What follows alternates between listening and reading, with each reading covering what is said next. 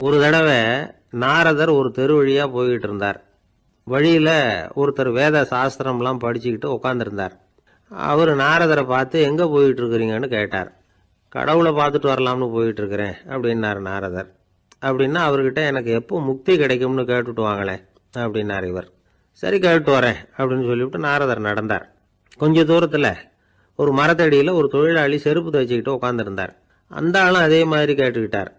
எனக்கு எப்போ முக்தி கிடைக்கும்னு கடவுள்கிட்ட கேட்டுக்கிட்டு வாங்களேன்னார்.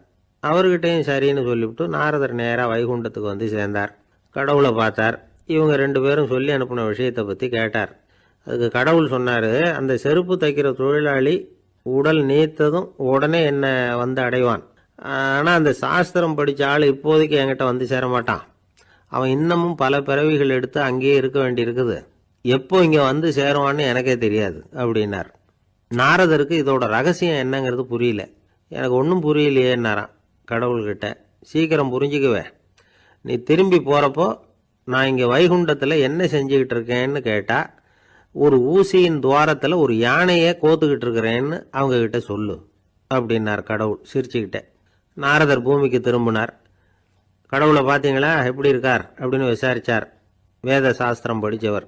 ஓ பகவானா, அவர் யானையை ஊசியின் காதில் நுழைச்சிக்கிட்டு இருக்கிறார் பார்த்தேன்னார் நாரதர்.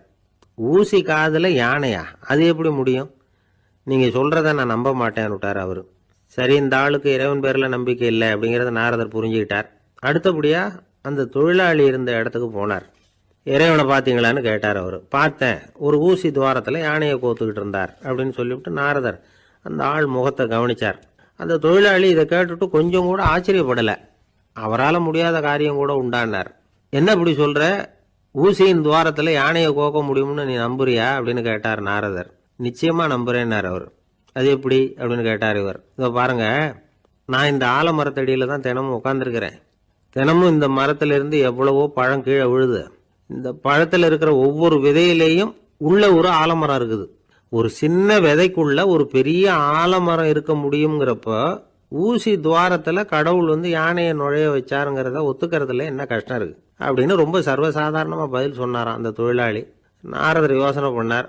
இந்த தொழிலாளி வேத சாஸ்திரங்களையெல்லாம் படிக்கலைன்னா கூட அறிவுபூர்வமாக சிந்திச்சு இறைவனை நம்புகிறான். அதனால தான் கடவுள் இந்த ஆளுக்கு சீக்கிரம் முக்தி கிடைக்கும்னு சொன்னார் அப்படிங்கிறத புரிஞ்சுக்கிட்டாராம். இந்த கதையில் வர்ற கடவுள், நாரதர், வைகுண்டம் இதெல்லாம் ஒரு பக்கம் இருக்கட்டும், ஒரு சின்ன விதைக்குள்ள ஒரு பெரிய ஆலமரம் தூங்கிக்கிட்டு இருக்கு அப்படிங்கிற உண்மை, அந்தரத்தில் 1000 கிரகங்கள் சுற்றிக்கிட்டு இருக்குங்கிற உண்மை, இதெல்லாம் நாம் பார்த்துக்கிட்டு தானே இருக்கிறோம். இந்த உண்மைகள் அதிசயமாக நமக்கு தெரியறதுனால அதை நம்பாமல் இருந்துட முடியாது. இயற்கையை பரிபூர்ணமாக நம்புங்கள், அந்த நம்பிக்கையே நம்ம வாழ்க்கைக்கு ஆதாரம் அப்படிங்கிறத விளக்கறதுக்காக தான் இந்த கதை. இந்த காலத்தில் நம்ம பிள்ளைங்களுக்கெல்லாம் இது மாதிரி நம்பிக்கை அதிகமாகவே இருக்குது. ஒரு நாள் ஒரு சின்ன பையன்கிட்ட கேட்டேன், ஏன்பா கடவுள் ஒரு பானைக்குள்ள ஒரு யானையை நுழைய வச்சுட்டாருன்னு சொன்னா அதை நீ நம்புவியா அப்படின்னு கேட்டோம். நம்புவேன் சார், அது ஒன்றும் பெரிய அதிசயம் இல்லைன்னா. எப்படிறான்னு கேட்டோம். எப்படின்னா அந்த பானை அந்த யானையை விட பெருசா இருந்திருக்கும், அவ்வளவுதான் அப்படின்னு சொல்றான். பக்தின்னு சொல்றோம் இல்லையா, அது 3 வகைப்படும் அப்படிங்கிறார் ஒரு பெரியவர். அது என்ன 3 வகைன்னா, தெய்வ பக்தி, அடியார்கள் பக்தி, குரு பக்தி. அடியார் பக்தியை விட தெய்வ பக்தியை விட குரு பக்தி தான் ரொம்பவும் சிறந்ததுங்கிறார் அவர். தெய்வத்துக்கிட்ட செஞ்ச பாவம் குருநாதர்கிட்ட தீர்ந்துருமா, குருநாதர்கிட்ட செஞ்ச பாவம் தெய்வத்துக்கிட்ட போனாலும் தீராதான். இப்படி பெரியவங்களாம் சொல்லி வச்சிருக்கிறாங்க. ஒரு காடு, அங்கே அயோத தௌமியர் அப்படின்னு ஒரு தபோதனர், அவர் பல மாணவர்களை ஒன்றா சேர்த்து ஒரு குருகுலம் நடத்திக்கிட்டு இருக்கிறார். பல தரப்பட்டவங்க பல திறப்பட்டவங்க மாணவர்கள் அதில் சேர்ந்து படிச்சுக்கிட்டு இருக்கிறாங்க. பாஞ்சால ராஜகுமாரன் ஒருத்தனும் அந்த குருகுலத்தில் சேர்ந்து படிச்சுக்கிட்டு இருக்கிறான். அவன் பேர் ஆருணி. பெரிய இடத்து புள்ள, இருந்தாலும் படுப்பில் ரொம்ப கெட்டிக்காரனாக இருந்தான். அவன் தான் அங்கே முதல் மாணவன். ஒரு நாள் குருநாதர் அந்த அரசகுமாரனை கூப்பிட்டார். நம்ம குருகுலத்துக்கு சொந்தமான வயலில் தண்ணீர் பெருகி வெள்ளம் பயிரை அழிக்குதான், அதனால் நீ போய் மடையை அடைச்சிட்டு வந்துடும் அப்படின்னார். அந்த அரசகுமாரன் உடனே புறப்பட்டான். குருநாதர் சொல்லிட்டார்ல, உடனே புறப்பட்டான். நான் பெரிய இடத்து பிள்ளையாச்சே, ராஜகுமாரனாச்சே, ரொம்ப செல்வாக்கூட வளர்ந்தவனாச்சே, நான் போய் வயலில் இறங்கி வேலை செய்கிறதா அப்படின்னுலாம் அவன் நினைக்கல. குருநாதர் கட்டளையை நிறைவேற்ற வேண்டியது நம்ம கடமை அப்படின்னு நினைச்சான்.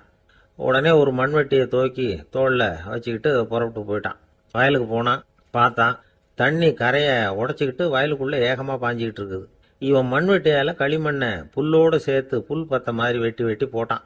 இருந்தாலும் மடையை அடைக்க முடியல. தண்ணி அதை மீறி வந்துக்கிட்டே இருக்குது. தண்ணி வேகமாக வயலுக்குள்ளே போய்கிட்டே இருக்குது. போடுற பத்தையெல்லாம் கரைஞ்சி கரைஞ்சி போயிட்டுருக்கு. இருந்தாலும் இவன் தன்னுடைய முயற்சியை கைவிடலை. வெட்டி வெட்டி போட்டுக்கிட்டே இருக்கிறான். காலையில் அங்கே போனவன் சாயந்தரம் வரைக்கும் இப்படி செஞ்சுக்கிட்டு இருக்கிறான்.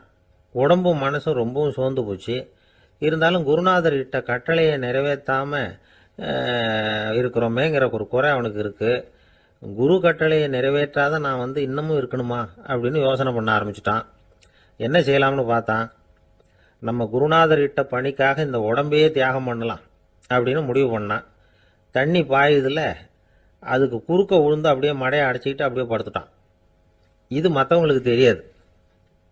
அன்னைக்கு ராத்திரி ஒரு விளக்கு முன்னாடி உட்காந்து குருநாதர் பிள்ளைங்களுக்கு பாடம் சொல்லி கொடுத்துக்கிட்டு இருக்கிறார். வரிசையில் இருக்கக்கூடிய ராஜகுமாரனை காணலை. நம்ம ஆருணி எங்கே போனா அப்படின்னு சொல்லி மற்ற மாணவர்களை விசாரித்தார். இப்போ அவங்க சொன்னாங்க, சுவாமி அவன் காலையில் வயலுக்கு மடையை அடைக்கிறதுக்காக போனான், நீங்கள் தான் போக சொன்னீங்க, இன்னும் திரும்பி வரல அப்படின்னு அவர் பையன். குருநாதர் உடனே ஒரு தீவெட்டி எடுத்துக்கிட்டு மாணவர்களை அழைச்சிக்கிட்டு வயலுக்கு போனார். அங்கே போய் பார்த்தா ஆளை காணும். ஆருணி ஆருணின்னு சொல்லி சத்தம் போட்டு கூப்பிட்டு பார்க்குறார். நான் இங்கே இருக்கேன் குருநாதா அப்படின்னு காலுக்கு அடியிலேருந்து ஒரு சத்தம் வருது.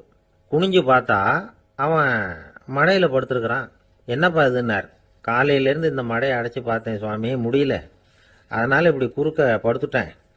என்னை தாண்டறதுக்கு பயந்து போய் தண்ணியை தேங்கி நின்றுட்டுது அப்படின்னா. அவனுடைய குரு பக்தியையும் அவனை தாண்டறதுக்கு அஞ்சு நிற்கிற தண்ணி தேக்கத்தையும் பார்த்துட்டு எல்லாரும் ரொம்ப ஆச்சரியப்பட்டு போயிட்டாங்களாம். ஆருணி எழுந்திரிச்சு வா அப்படின்னு கூப்பிட்டாரான் குருநாதர். அவன் தண்ணீரை பொழந்துக்கிட்டு எழுந்திரிச்சு வந்தானான். அதனால் அவனுக்கு உத்தாலகன் அப்படின்னு ஒரு பேர். உத்தாலகன்னா தண்ணீரை பிளந்தவன் அர்த்தம். அந்த உத்தாலகன் மாதிரி இந்த காலத்து மாணவர்களுக்கும் குரு பக்தி வேணும் அப்படின்னு சொன்னோம் ஒரு பள்ளிக்கூடத்தில். உடனே நிறைய மாணவர்கள் எழுந்திரிச்சு நின்னாங்க. சார், நீங்கள் எங்களை இன்னமும் சரியாக புரிஞ்சுக்கலன்னு நினைக்கிறோம். அன்னைக்காவது ஒருத்தன் அப்படி இருந்தான், இன்னைக்கு ஏகப்பட்ட உத்தாலகர்கள் இருக்கிறோம்.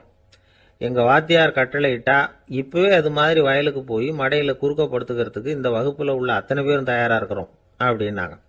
அப்படியா அப்படின்னு சொல்லி கேட்டோம் ரொம்ப சந்தோஷமாக. ஒருத்தன் ரொம்ப அடக்கமாக எழுந்திரிச்சான். அப்புறம் சொன்னான், ஆமாம் சார், வகுப்பில் இவர் நடத்துகிற பாடத்தை கேட்டுக்கிட்டு இருக்கிறத விட பேசாமல் போய் மடையில் படுத்துடுறது ஒன்றும் கஷ்டமான காரியமாக இருக்காது, அதனால தான் எல்லாரும் அங்கே போகிறேன்னு சொல்கிறோம் அப்படிங்கிறான். இந்த உலகத்தில் நாம் நல்லபடியாக இருக்கணும்னா அதுக்கு முக்கியமாக தேவைப்படுறது ரெண்டு. ஒன்று செல்வம், இன்னொன்று அறிவு. சரி, இது ரெண்டில் சிறந்தது எது அப்படின்னு ஒரு கேள்வி கேட்டால் என்ன பதில் சொல்கிறது? இதே கேள்வியை ஹஸ்ரத் அலி அவர்கள்கிட்ட கேட்டாங்களாம். அவர் ஒரு பெரிய அறிஞர். கேள்வி கேட்டவங்களும் சாதாரண ஆட்கள் இல்லை, இவங்களும் அறிஞர்கள். ஒரு நாள் ஹஸ்ரத் அலி அவர்கள்கிட்ட 10 அறிஞர்கள் வந்தாங்களாம். ஐயா, நாங்கள் 10 பேரும் உங்ககிட்ட ஒரே கேள்வியை தான் கேட்க வந்திருக்கிறோம், ஆனால் எங்கள் 10 பேருக்கும் நீங்கள் தனித்தனியாக பதில் சொல்ல முடியுமா அப்படின்னு கேட்டிருக்காங்க. அதாவது அவங்க ஒரே கேள்விக்கு இவர்கிட்ட இருந்து 10 விதமான பதில் எதிர்பார்க்குறாங்க. சரி கேளுங்க, என்ன கேள்வி அப்படின்னார் அவர். அப்போ தான் அவங்க கேட்டாங்களாம், செல்வம் அறிவு இது ரெண்டில் சிறந்தது எது? இதுதான் கேள்வி. ஹஸ்ரத் அலி என்ன பண்ணார் தெரியுமா? அவங்கள ஒவ்வொருத்தராக கூப்பிட்டார். ஒவ்வொரு விதமான பதிலை சொல்லி அனுப்புனார். முதல்ல ஒருத்தரை கூப்பிட்டார், சொன்னார், அறிவுங்கிறது தீர்க்கதரிசிகள், ஞானிகள், மகான்கள் இவங்களோட பரம்பரை சொத்து. ஆனால் செல்வம்ங்கிறது கொடுங்கோலரின் ஆயுதம், அதனால் அறிவு தான் சிறந்தது அப்படின்னார். ரெண்டாவது ஆளை கூப்பிட்டார். உங்ககிட்ட செல்வம் இருந்தால் நீங்கள் தான் அதை காப்பாற்றணும், ஆனால் அறிவு உங்களை எப்பவும் காப்பாற்றும், ஆகவே அறிவு தான் சிறந்தது அப்படின்னார். மூணாவது ஆளை கூப்பிட்டார். செல்வந்தனுக்கு எப்போதும் விரோதிகள் அதிகம், ஆனால் அறிஞனுக்கு நண்பர்கள் அதிகம், அதனால் அறிவு தான் சிறந்ததுன்னார். அடுத்தவரை கூப்பிட்டார். செல்வம் அடுத்தவங்களுக்கு கொடுக்க கொடுக்க குறையும், ஆனால் கல்விங்கிறது அதிகரிச்சுக்கிட்டே வரும், கொடுக்கறதுனால குறையாது, அதனால் அறிவு தான் சிறந்ததுன்னார்.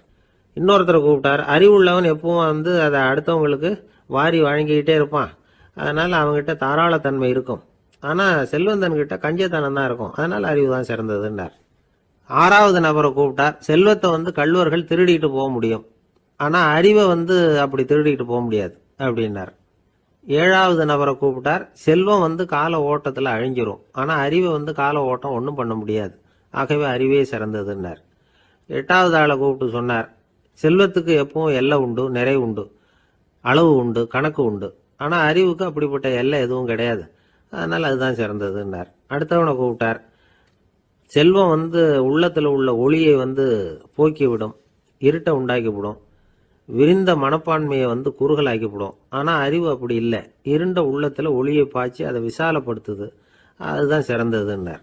கடைசியாக 10வது நபரை கூப்பிட்டார். செல்வம் மனசில் செருக்கை உண்டாக்குது, ஆணவத்தை ஏற்படுத்துது, அதனால் நானே கடவுள்னு நினைக்கிற அளவுக்கு மனுஷனை தாழ்த்தி விடுது. ஆனால் அறிவு பணிவையும் பண்பாட்டையும் வளர்க்குது, அதனால் அறிவு தான் சிறந்ததுன்னார். ஆக இப்படி 10 பேருக்கும் 10 விதமாக பதில் சொன்னது மூலமாக ஹஸ்ரத் அலி அவர்கள் அறிவு தான் செல்வத்தை விட சிறந்தது அப்படிங்கிறதுக்கு 10 காரணங்களை சுட்டி காட்டியிருக்கார். அந்த அறிஞர் 10 பேர் கேட்ட ஒரே கேள்விக்கு 10 பதில் சொன்னார். நமக்கு வேண்டிய ஒருத்தர் 10 பேர் கேட்ட கேள்விக்கு ஒரே பதில் சொல்லி சமாளித்தார். கேள்வி என்ன தெரியுமா?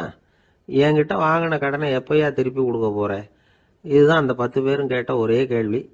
இந்த மாதம் 26ஆம் தேதி தந்துடுறேன் அப்படிங்கிற ஒரே பதில் சொல்லி அவ்வளவு பேரையும் இவர் அனுப்பி வச்சுட்டாராம். எல்லாரும் போனதுக்கு அப்புறம் இவரை தனியாக கூப்பிட்டு கேட்டிருக்கிறாங்க, அது என்ன சார் கணக்கு, 26ஆம் தேதி அன்னைக்கு என்ன அதிசயம் நடக்க போகுது அப்படின்னு கேட்டிருக்காங்க. அதிசயம் அன்னைக்கு இல்லை, அதுக்கு முத நாளே நடக்க போகுதுன்னாராம்.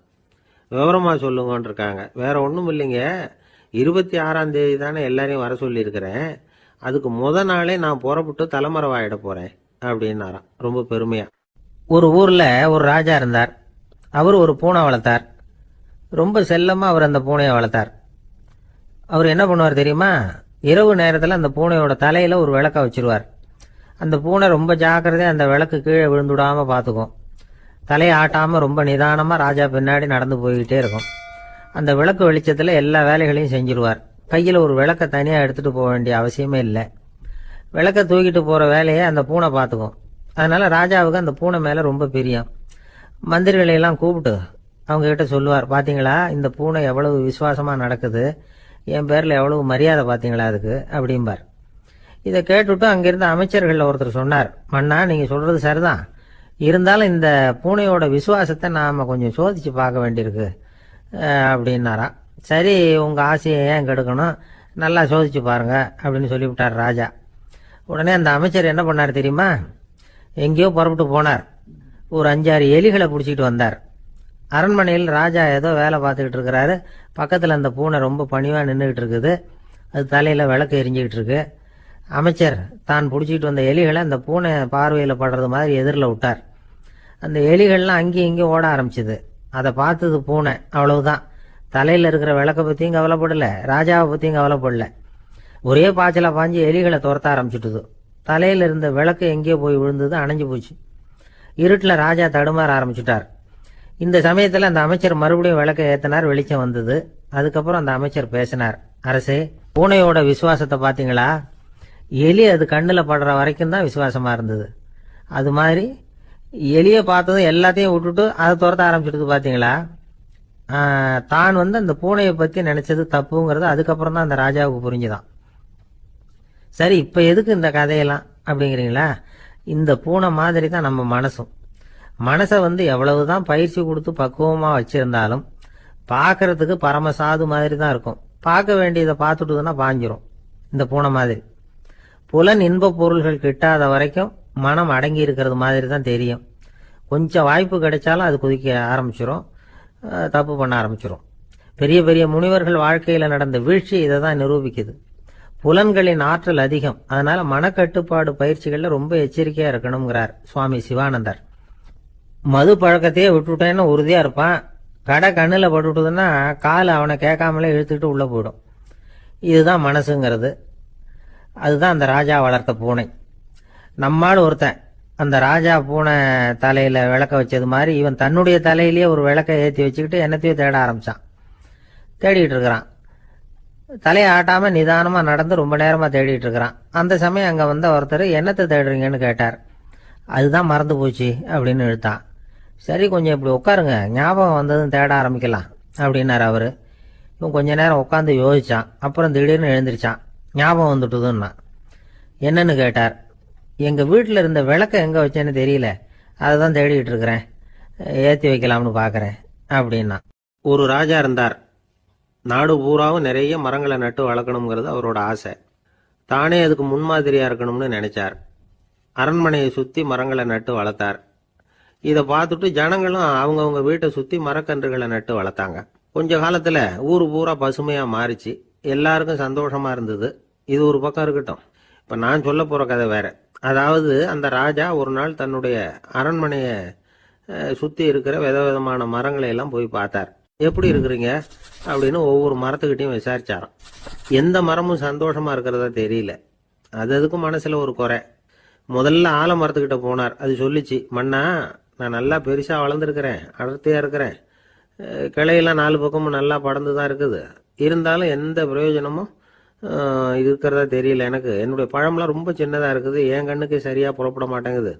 நான் இருக்கிற சைஸுக்கு என்னுடைய கிளையில் இருக்கிற பழம்லாம் எவ்வளவு பெருசாக இருக்கணும், அது இத்தினூண்டு இருக்கிறது எனக்கு பெரிய அவமானமாக இருக்குது.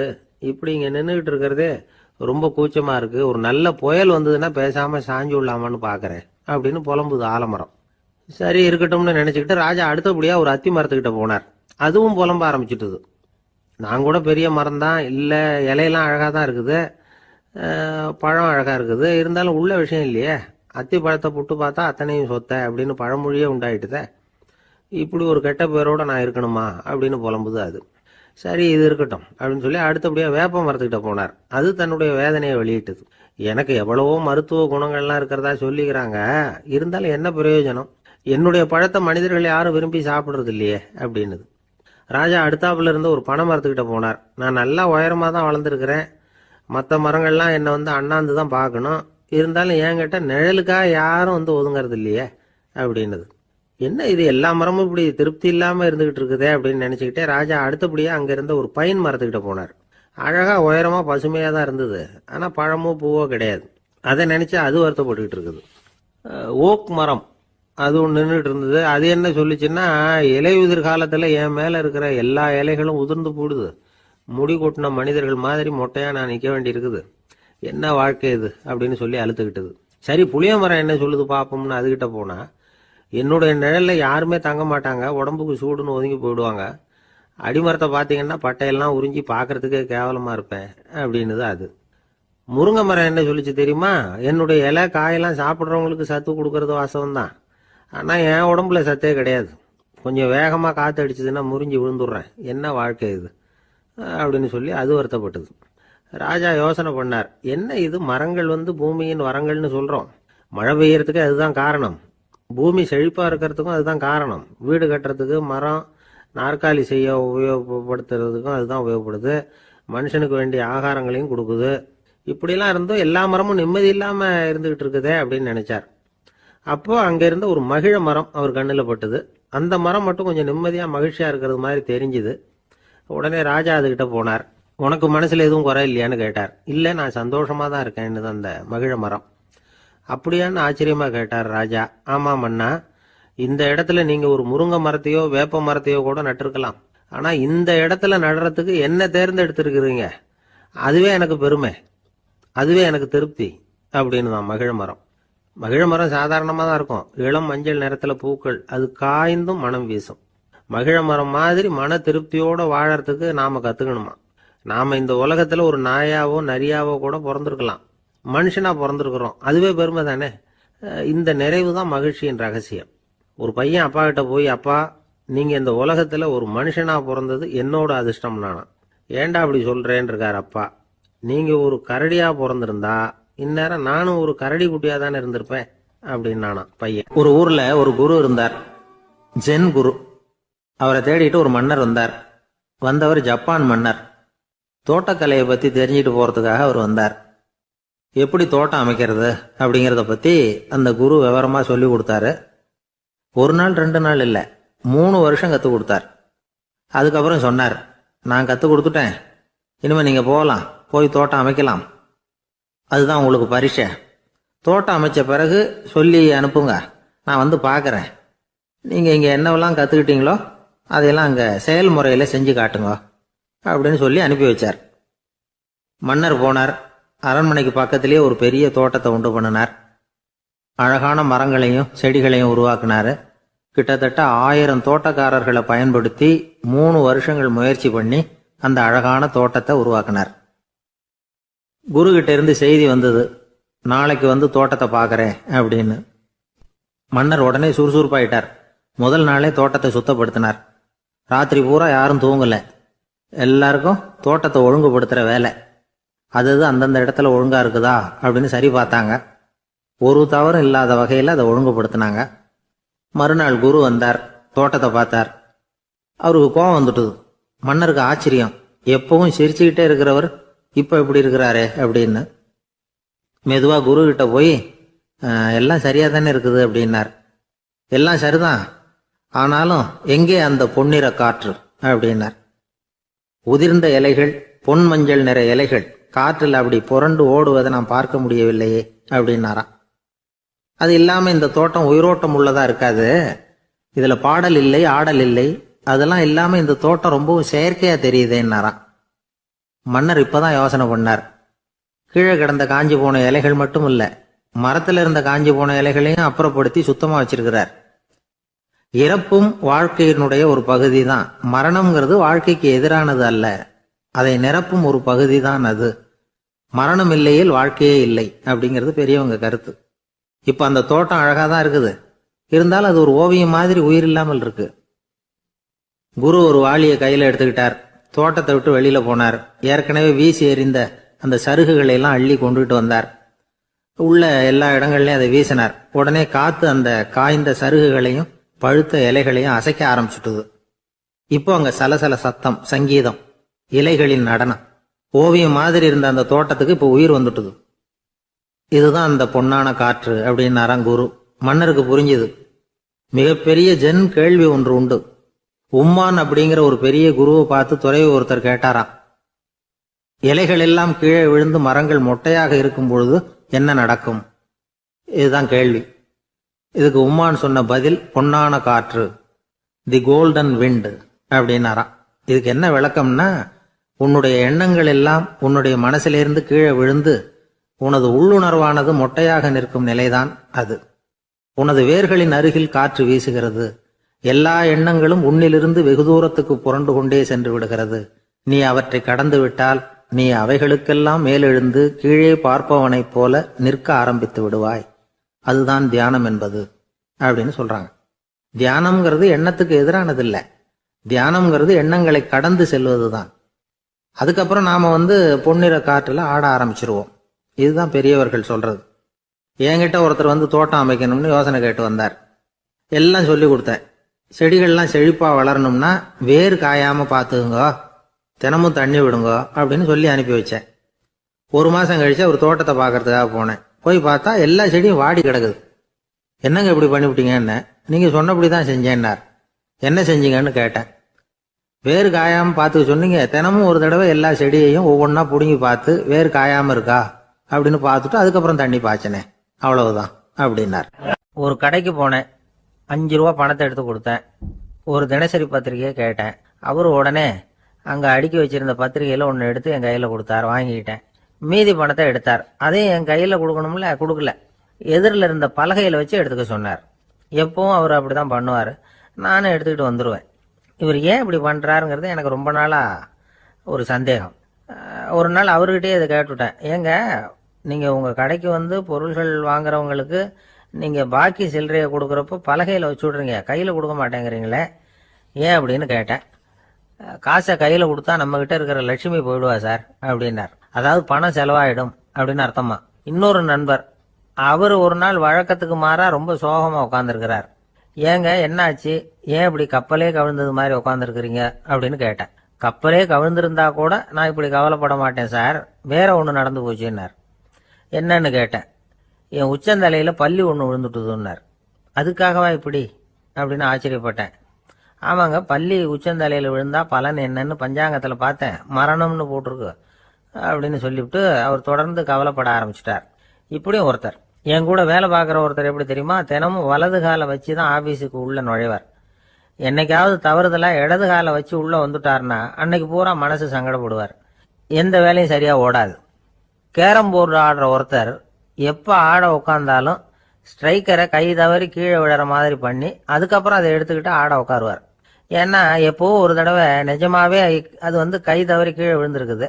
அன்னைக்கு பிரமாதமா ஜெயிச்சுட்டார். உடனே ஒரு முடிவுக்கு வந்துட்டார், கை தவறுனா லாபம் அப்படின்னு. அதுக்கப்புறம் அதையே பழக்கமாக்கிக்கிட்டார். பூனை குறுக்க போனா சகனம் சரியில்லைன்னு நினைக்கிறவங்க உண்டு. ஆனா ஒருத்தர் எப்படி தெரியுமா, அவர் வெளியில கிளம்புற சமயம் பக்கத்து வீட்டு ரேடியோவில் மியாவ் மியாவ் பூனை குட்டின்னு பாட்டு சத்தம் கேட்டா கூட போதும், சகனம் சரியில்லைன்னு பிரயாணத்தை கேன்சல் பண்ணி விடுவார். இப்ப இவ்வளவும் எதுக்கு சொல்றோம்னா, அளவுக்கு மீறின சகுன நம்பிக்கைகள் இருக்கு பாருங்க, இதோட பயமும் சேர்ந்துகிட்டதுன்னு வச்சுக்கோங்க, இது ஒருத்தருடைய மனநிலையை பாதிச்சிடும். இது உளவியல் நிபுணர்கள் சொல்ற கருத்து.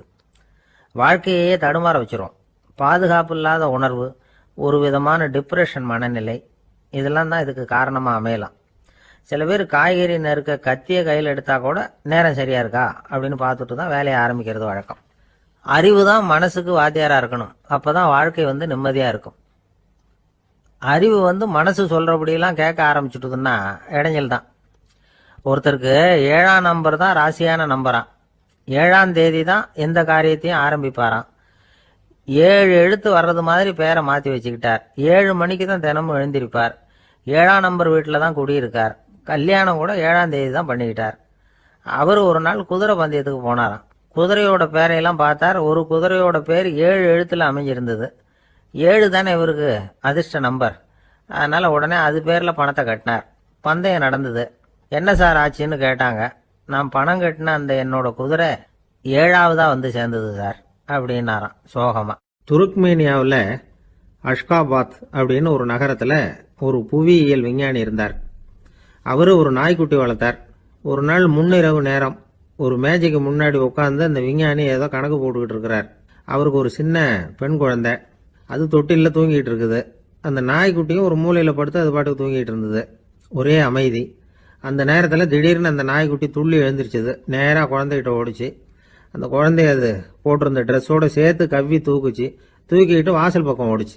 நாய்க்குட்டி குழந்தைய கவ்வி தூக்க முடியுமாங்கிற சந்தேகம் உங்களுக்கு இல்லையா? நீங்கள் நம்ம ஊர் நாய்க்குட்டியவே பார்த்து பழக்கப்பட்டிருக்கீங்க, அதனால் நம்புறதுக்கு சிரமமாக இருக்கும். அந்த ஊர்ல எல்லாம் அது ரொம்ப ஸ்ட்ராங்காக இருக்கும், ஒரு ஏதோ கண்ணுக்குட்டி மாதிரி இருக்கும்.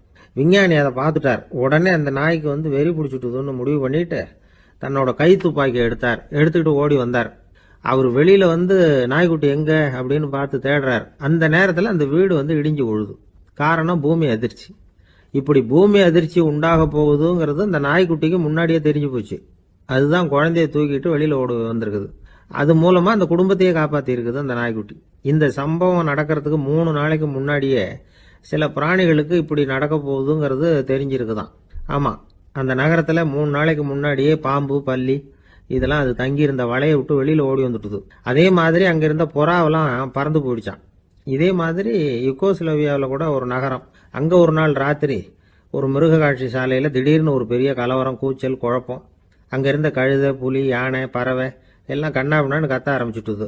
நீர் யானை அதுக்குன்னு போடப்பட்டிருந்த தடுப்பையே தாண்டி குதிச்சு வெளியில வந்துட்டுதான். மறுநாள் தான் எல்லாருக்கும் விஷயம் புரிஞ்சுது. அடுத்த நாள் காலையில அங்க பூமி அதிர்ச்சி உண்டாயிட்டுது. இப்ப பாருங்க, அதாவது மனுஷனை போய் தீர்க்க தரிசி அது இதுன்னு சொல்லிட்டு இருக்கிறோம். இவனை விட அது பரவாயில்லைன்னு தோணுது. அதாவது மிருகங்கள் ஒன்று நடக்க போகுதுங்கிறத முன்னாடியே புரிஞ்சுக்குதே.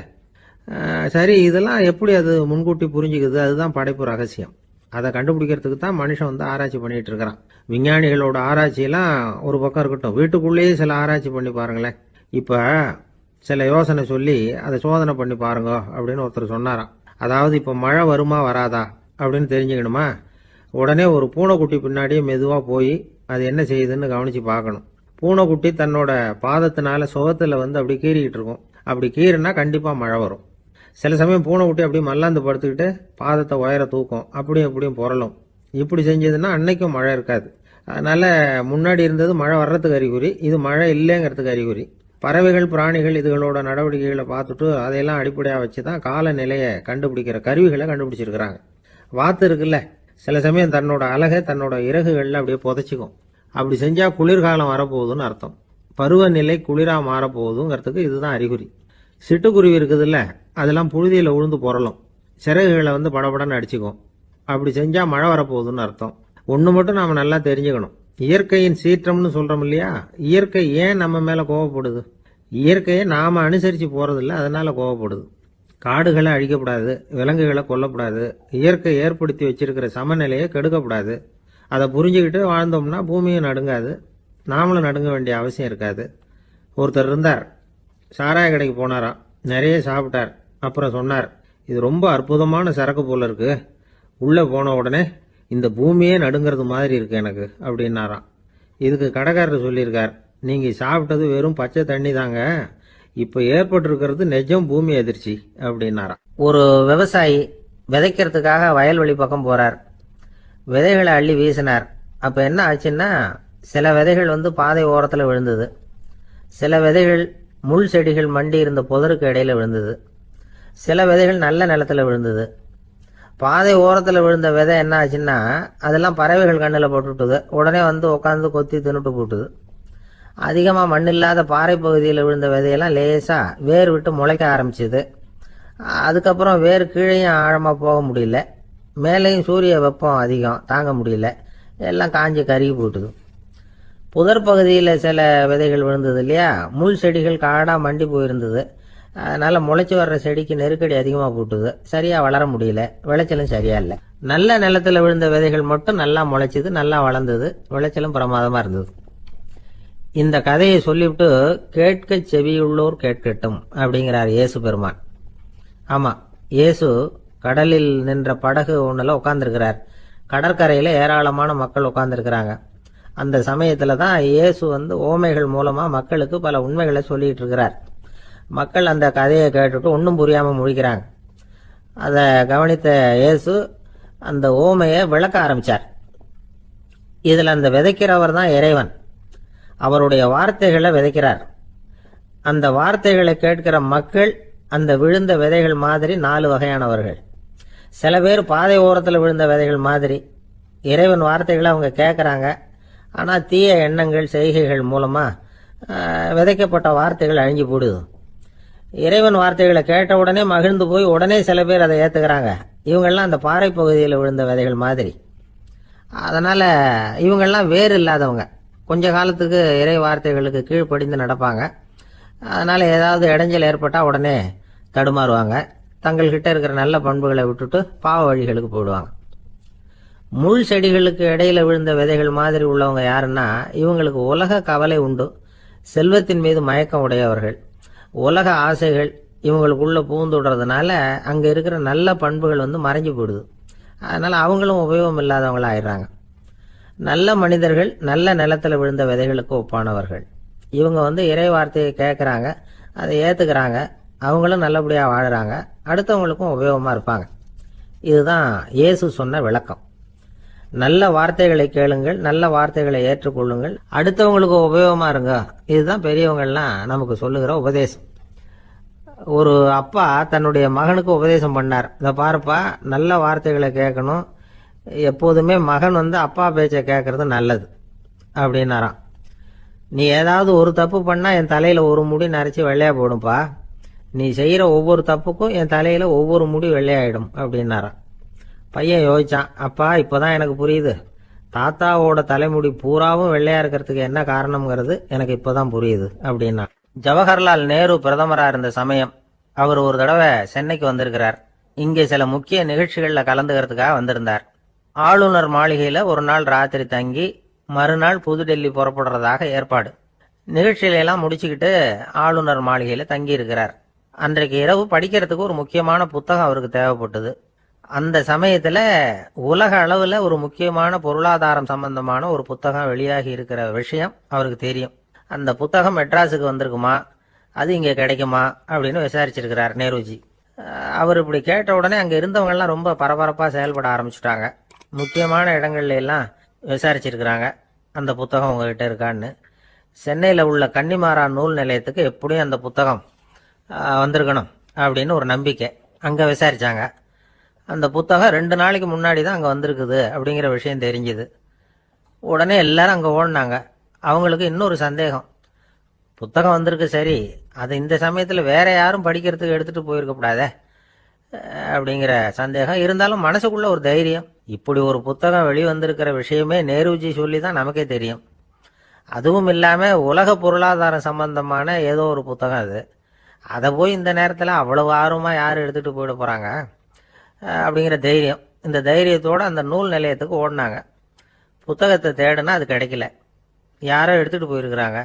நேருவுக்கு மட்டுமே தெரிஞ்சிருந்த அந்த புத்தகம் பத்தின விஷயம் சென்னையில் வேற ஒருத்தருக்கும் தெரிஞ்சிருக்குது. உடனே எல்லாரும் பரபரப்பா அந்த அதுக்குன்னு இருக்கிற ரிஜிஸ்டர் இருக்குல்ல, பதிவேடு, அதை புரட்டி பார்க்குறாங்க யார் எடுத்துகிட்டு போகிறாங்கன்னு தெரிஞ்சுக்கிறதுக்காக. எடுத்துகிட்டு போனவங்க அதில் கையெழுத்து போட்டிருப்பாங்கல்ல, அதை பார்த்து யாருன்னு தெரிஞ்சுக்கலாம் அப்படிங்கிறதுக்காக தான் அதை புரட்டுறாங்க.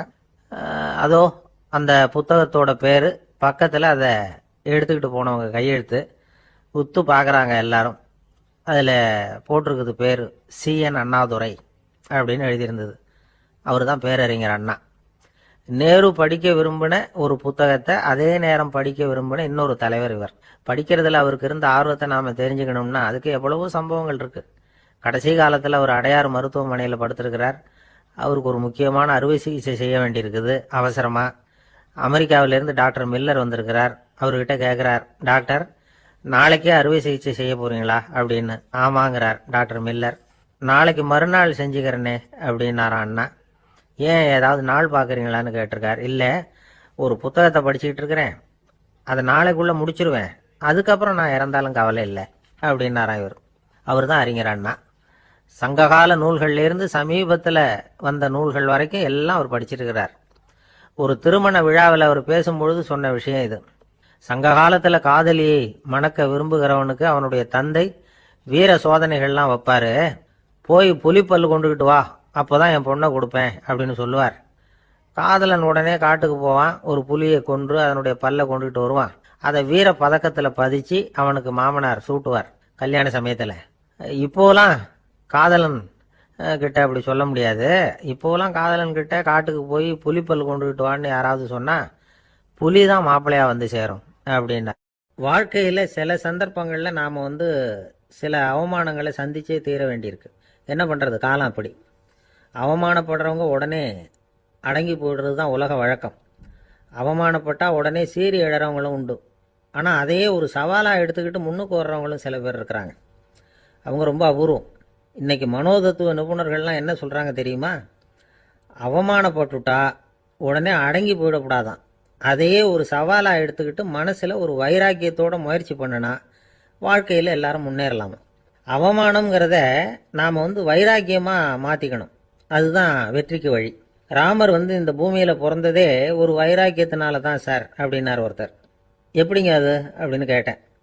அவர் சொன்னார், தசரதருக்கு ராமர் குழந்தையா பிறக்கணும், அப்போ தான் இங்கே இருக்கிற கஷ்டங்கள்லாம் நீங்கும் அப்படின்னு சர்வ லோகமும் எதிர்பார்த்துக்கிட்டு இருக்குது.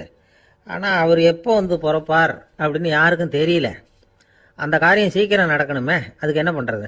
நாரதர் வந்தார் ஒரு நாள் தசரதரை தேடி. தசரதா, உனக்கு ஒரு செய்தி தெரியுமான்னு ஆரம்பித்தார். அவர் எப்பவும் இப்படித்தானே ஆரம்பிக்கிறது வழக்கம். என்ன விஷயம்னு கேட்டார் தசரதர். தசரதா, நீ அடிக்கடி உன்னோட தேரில் ஏறிக்கிட்டு தேவலோகத்துக்கு போகிற, அங்கே போகிற வர்ற எல்லாம் பண்ணிகிட்ருக்க, எல்லாம் சரி. தேவலோகத்துலேயும் உன்னை நல்லபடியாக தான் வரவேற்கிறாங்க. தேவேந்திரன் உன்னை பிரியமாக அழைச்சிட்டு போய் தன்னுடைய அரியாசனத்திலேயே தனக்கு பக்கத்திலேயே உட்கார வைக்கிறான். நீயும் சந்தோஷமாக உட்காந்து பேசிவிட்டு வந்துடுற. ஆனால் நீ இங்கே வந்ததுக்கு அப்புறம் அங்கே என்ன நடக்குது தெரியுமா உனக்கு அப்படின்னாரான் நாரதர். என்ன நடக்குது எனக்கு ஒன்றும் தெரியலையே அப்படின்னாரான் தசரதர். நாரதர்கிட்ட கிட்டத்தில் கேட்டிருக்கார், கொஞ்சம் சொல்லுங்கள் என்னது அப்படின்னு. அவர் நெருங்கி வந்தாராம் நாரதரும். மெதுவாக அவர் காதோட காதாக சொன்னாராம். அதாவது நம்ம பாஷையில் சொல்லப்போனால் பற்ற வைக்கிறார். நீ அங்கே தேவேந்திரங்கிட்ட உட்காந்து பேசிவிட்டு வந்த பிறகு நீ அங்கே உட்காந்துருந்த அரியாசனத்தை தண்ணி ஊற்றி கழுவி சுத்தப்படுத்துகிறாங்க. நீ என்ன அந்த அளவுக்கு சுத்தம் இல்லாத ஆளா, தினம் குளிக்காமையாக இருக்கிற அப்படின்னாராம். தசரதருக்கு இது ரொம்ப அவமானமாக போயிட்டுது. அப்படியே செய்கிறாங்க அப்படின்னாராம். ஆமாம், நீ வேணும்னா நான் சொல்கிறது உண்மையா இல்லையா அப்படின்னு சோதனை பண்ணி பார்த்துக்கோ அப்படின்னாரான் நாரதர். உடனே தசரதர் இதுக்காகவே புறப்பட்டு தேவலோகம் போனார். அங்கே வழக்கம் போலவே இவரை கூப்பிட்டு உட்கார வச்சு பேசிக்கிட்டு இருந்தான் தேவேந்திரன். கொஞ்ச நேரம் பேசிக்கிட்டு இருந்துட்டு சரி நான் கிளம்புறேன்னு புறப்பட்டார். சரி, அவனும் வாசல் வரைக்கும் வழி அனுப்பி வச்சுட்டு உள்ளே போயிட்டான். தசரதர் வெளியில் கொஞ்ச நேரம் மறைஞ்சி இருந்துட்டு மெதுவாக உள்ளே எட்டி பார்த்தார் என்ன நடக்குதுன்னு. நாரதர் சொன்னது உண்மைதான். தசரதர் உட்கார்ந்திருந்த ஆசனத்தை அங்கே 2 தேவர்கள் கழுவி சுத்தப்படுத்திக்கிட்டு இருக்கிறாங்க. தசரதரால் இதை தாங்கிக்க முடியல. அவருக்கு ரொம்ப அவமானமாக போச்சு. நேராக கிடுகிடுன்னு தேவேந்திரங்கிட்டே போனார். நான் உட்காந்துருந்த இருக்கையே சுத்தம் பண்ணுறியே, நான் என்ன அந்த அளவுக்கு பாவியா அப்படின்னு கேட்டார். ரொம்ப கோபமாக கேட்டார். தசரதரே, மனுஷனுக்கு 3 கடன்கள் உண்டு. தேவ கடன், ரிஷி கடன், பித்ரு கடன். இதை தீர்க்காதவன் பாவியாகிறான். இதில் மகனை பெறுவதால் தான் பித்ரு கடன் தீரும். உனக்கு மகன் கிடையாது, அதனால் நீ பாவியாகிற. பாவி உட்கார்ந்துருந்த இடம்ங்கிறதுனால அதை சுத்தம் செய்ய வேண்டியது எங்கள் கடமை அப்படின்னு நானும் தேவேந்திரன். இந்த இடத்துல தசரதருக்கு ஏற்பட்ட அவமானம் ஒரு வைராக்கியமாக மாறிச்சு. தேவேந்திரனே கேட்டுக்கோ, ஒரு மகனை பெற்ற பிறகுதான் இந்த சபையில் மறுபடியும் அடி எடுத்து வைப்பேன் அப்படின்னு சொல்லிவிட்டு போயிட்டாரான். போய் புத்திர காமேஷ் யாகம் பண்ணார். புத்திரர்கள் பிறந்தார்கள். இந்த கதையில் உள்ள கருத்து என்னன்னா, தேவேந்திரன் தசரதரை அப்படி அவமானப்படுத்தலைன்னா அவருக்கு இப்படி ஒரு வைராக்கியம் பிறந்திருக்குமா? யோசிச்சு பார்க்கணும். நமக்கு ஏற்படுகிற சில அவமானங்களையும் வைராக்கியமாக மாற்றிக்குவோம். அப்படி மாற்றிக்கிட்டோம்னா வாழ்க்கையில் முன்னேறலாம். நம்ம ஆளுங்க சில பேர் அவமானத்தை வைராக்கியமாக மாற்றிக்கிறது எப்படி தெரியுமா? நம்மகிட்ட ஒரு பையன் சொன்னான், எங்கள் அப்பா என்னை எல்லாருக்கும் முன்னாடி வச்சு திட்டுவிட்டார், பொறுப்பு இல்லாமல் ஊர் சுற்றுறேன்னு சொல்லி அவமானப்படுத்தி விட்டார். இனிமேல் நீ என் முகத்திலேயே முழிக்காதரா போடான்னு வேற சொல்லிவிட்டார். எனக்கு ரோஷம் வந்துட்டுது. அந்த அவமானத்தை வைராக்கியமாக மாற்றிக்கிட்டேன். அன்னையிலேருந்து அவர் முகத்திலேயே முழிக்கிறது இல்லை அப்படின்னா. அப்படியான்னு கேட்டோம். ஆமாங்க, அவர் வீட்டில் இல்லாத நேரமாக பார்த்து உள்ள சமையல் கட்டுக்கு போய் சாப்பிட்டுட்டு நைஸாக வெளியில் வந்துடுவேன் அப்படிங்கிறான்.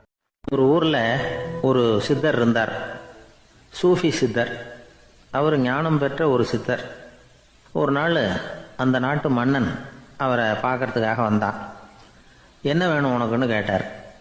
நான் கடவுளை பார்க்கணும், அதுக்கு நீங்கள் தான் உதவி பண்ணணும் அப்படின்னா அவன். சித்தர் கொஞ்சம் யோசனை பண்ணார். சரி, போயிட்டு நாளைக்கு வாடினார். அதே மாதிரி மன்னன் போயிட்டு அடுத்த நாள் வந்தான். இங்கே நீ என்னோட ஒரு வாரம் தங்கியிருக்க வேண்டியிருக்கும்னார். சரின்னா ஒரு பிச்சை பாத்திரத்தை தூக்கி கையில் கொடுத்தார். அவனுக்கு ஒன்றும் புரியல, இருந்தாலும் வாங்கிட்டான். வாங்கிட்டு இதை என்ன செய்யணும் அப்படின்னு கேட்டான். இதை ஒன்றும் செய்ய வேணாம், இதை எடுத்துக்கிட்டு பக்கத்தில் உள்ள கிராமங்களுக்கு போ, வீடு வீடாக பிச்சை எடுத்துக்கிட்டு வா. அப்படி வந்த பிறகு தான் உனக்கு சாப்பாடும் ஓய்வும் கிடைக்கும். ஒரு வாரம் இப்படி செய், அதுக்கப்புறம் 8வது நாள் நாம் கடவுளை பற்றி யோசிக்கலாம் அப்படின்னார். இப்படி ஒரு சொன்னதை கேட்டதும் அந்த அரசனுக்கு அதிர்ச்சி ஆயிட்டுது. ஒரு மாதிரி ஆயிட்டான். தன்னுடைய சொந்த நாட்டில் சொந்த குடிமக்கள்கிட்ட போய் பிச்சை எடுக்கிறதா அப்படின்னு யோசனை பண்ணி பார்த்தான். அதுக்கப்புறம் மெதுவாக அவன் அந்த சித்தரை பார்த்தான். ஐயா, சொந்த நாட்டிலேயே பிச்சை எடுக்கிறதுன்னா எனக்கு ஒரு மாதிரியாக இருக்குது, வெக்கமாக இருக்குது. நான் வேணும்னா வெளி தேசத்தில் எங்கேயாவது போய் பிச்சை எடுக்கவா அப்படின்னு கேட்டான். இதுக்கு அந்த சித்தர் ஒரு சம்மதிக்கலை. இதை பாரு, உன்னால் பிச்சை எடுக்க முடியலன்னா பேசாமல் திரும்பி அரண்மனைக்கே போயிடு. அதுக்கப்புறம் கடவுளை பற்றிலாம் பேசுறதுக்கு என்னை தேடிட்டு வரக்கூடாது அப்படின்னு விட்டார். மன்னன் தயங்கினான். இருந்தாலும் மனசை சரி பண்ணிட்டு சம்மதிச்சான். சரிங்க, ஒரு வாரம் இங்கே தங்குறேன், நீங்கள் சொல்கிறது மாதிரி பக்கத்து கிராமங்களுக்கு போகிறேன், வீடு வீடாக பிச்சை எடுக்கிறேன், வர்றேன் அப்படின்னா. ஒரு வாரம் தெரு தெருவாக பிச்சை பாத்திரத்தோடு அலைஞ்சான். சொந்த ஊரில் சொந்த குடிமக்கள்கிட்ட பிச்சை எடுத்தான். 7 நாள் முடிஞ்சுது. 8வது நாள் அந்த சித்தர் மன்னனை கூப்பிட்டார். இப்படி வாழ்னார். வந்தான். இனிமே நீ கடவுளை பற்றி என்கிட்ட கேட்கலாம்னார். இனிமே கேட்கறதுக்கு ஒன்றுமே இல்லை சுவாமின்னா இவன். ஒரு வார காலம் பிச்சை எடுத்த பிறகுதான் கடவுளை காண முடியும் அப்படின்னு நான் கனவு கூட காணவில்லைன்னா. அப்படின்னா நீ பிச்சை எடுத்த காலத்தில் அப்படி என்னதான் நடந்தது அப்படின்னு கேட்டார் அவர். சுவாமி, ஒரு வார காலம் பிச்சை எடுத்ததில் என்னுடைய ஆணவம் அழிஞ்சுட்டுது. அது இப்போ இருக்கிற இடமே தெரியல. இப்போ அதை காணவே காணோம். பிச்சைக்காரனாக இருந்தப்போ பெற்றதை மன்னனாக இருக்கும்போது பெற முடியாதுங்கிறத புரிஞ்சுக்கிட்டேன் அப்படின்னா மன்னன். அடக்கம் பிறந்தவுடன் தெய்வீக கதவுகள் திறந்து கொள்ளுகின்றன அப்படிங்கிறார் ஓஷோ. நம்மால் ஒருத்தன் ஆணவம் அழியணுங்கிறதுக்காக ஒரு திருவோட்டை எடுத்துக்கிட்டு தெரு தெருவாக பிச்சை எடுக்க ஆரம்பித்தான். என்ன, தெய்வீக கதவுகள் திறந்துதா அப்படின்னு கேட்டார் ஒருத்தர். தெய்வீக கதவு திறக்கிறதுக்கு முன்னாடியே எங்கள் வீட்டு கதவு சாத்திக்கிட்டுதுன்னா. என்னடா சொல்கிறேன்னார். இனிமேல் வீட்டுக்குள்ளேயே வர வேணாம், இதையே தொழிலாக வச்சுக்கோ அப்படின்னு எங்கள் வீட்டில் சொல்லிவிட்டாங்க சார் அப்படின்னா. எனக்கு அதிர்ஷ்டமே இல்லை சார் அப்படின்னார் ஒருத்தர். ஏன் அப்படி சொல்றீங்கன்னு கேட்டோம். வியாபாரம் பண்ணலாம்னு ஒரு கடை வச்சேன். வேண்டியப்பட்டவங்க கூட என் கடையில் வந்து எதுவும் வாங்க மாட்டேங்கிறான். எல்லாரும் அடுத்த கடைக்கு தான் போகிறான் அப்படின்னு சொல்லி ரொம்ப அழுத்துக்கிட்டார். இதுக்கு போய் அதிர்ஷ்டம் இல்லைன்னு சொல்லாதீங்க. வாடிக்கையாளர்களை வந்து கவர்றது எப்படிங்கிறது உங்களுக்கு தெரியல, அதுதான் குறை அப்படின்னும். சார், உங்களுக்கு தெரிஞ்ச அந்த ரகசியத்தை எனக்கும் கொஞ்சம் சொல்லி கொடுங்களேன் அப்படின்னார். சரி, உங்கள் காதை இப்படி கொடுங்க அப்படின்னு சொல்லி அது சம்பந்தமாக பெரிய வல்லுநர்கள் சொல்லியிருக்கிற கருத்துக்களை அவர்கிட்ட சொல்ல ஆரம்பித்தோம். அதாவது இந்த வாடிக்கையாளர்களை கவர்றதுக்கு வல்லுநர்கள் பல ஆலோசனைகளை ஏற்கனவே சொல்லி வச்சிருக்கிறாங்க. அது சம்பந்தமாக அனுபவப்பட்டவங்க, அதை தெரிஞ்சு வச்சுக்கணும். அதாவது கடை வச்சிருக்கிறவங்க எல்லாரும் இதை கொஞ்சம் காதில் வாங்கி வச்சுக்கணும். எதை இப்போ சொல்ல போகிறத. எப்பவும் பணத்தை சம்பாதிக்கிறதுலேயே குறியாக இருக்கக்கூடாதான். அதை விட முக்கியமாக நீங்கள் சம்பாதிக்க வேண்டியது வாடிக்கையாளர்களுடைய மன நிறைவு. வர்றவங்க திருப்தியோடு போகணும், அது முக்கியம். அதில் கவனமாக இருக்கணும்.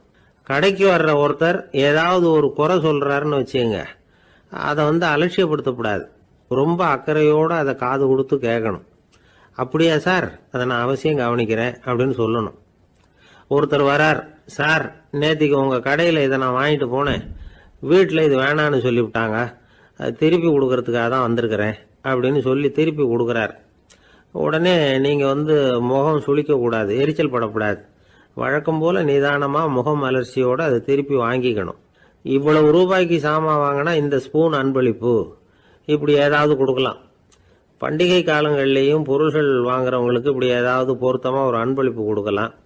நீங்கள் கொடுக்கறது ஒரு சர்வசாதாரணமான பொருளாக இருந்தால் கூட அது வாங்குற ஒரு மனசில் ஒரு மகிழ்ச்சியை ஏற்படுத்தும். எதுவும் உங்களால் கொடுக்க முடியலன்னா உங்கள் முகம் நிறைஞ்ச சிரிப்பையாவது கொடுங்க, அது போதும்.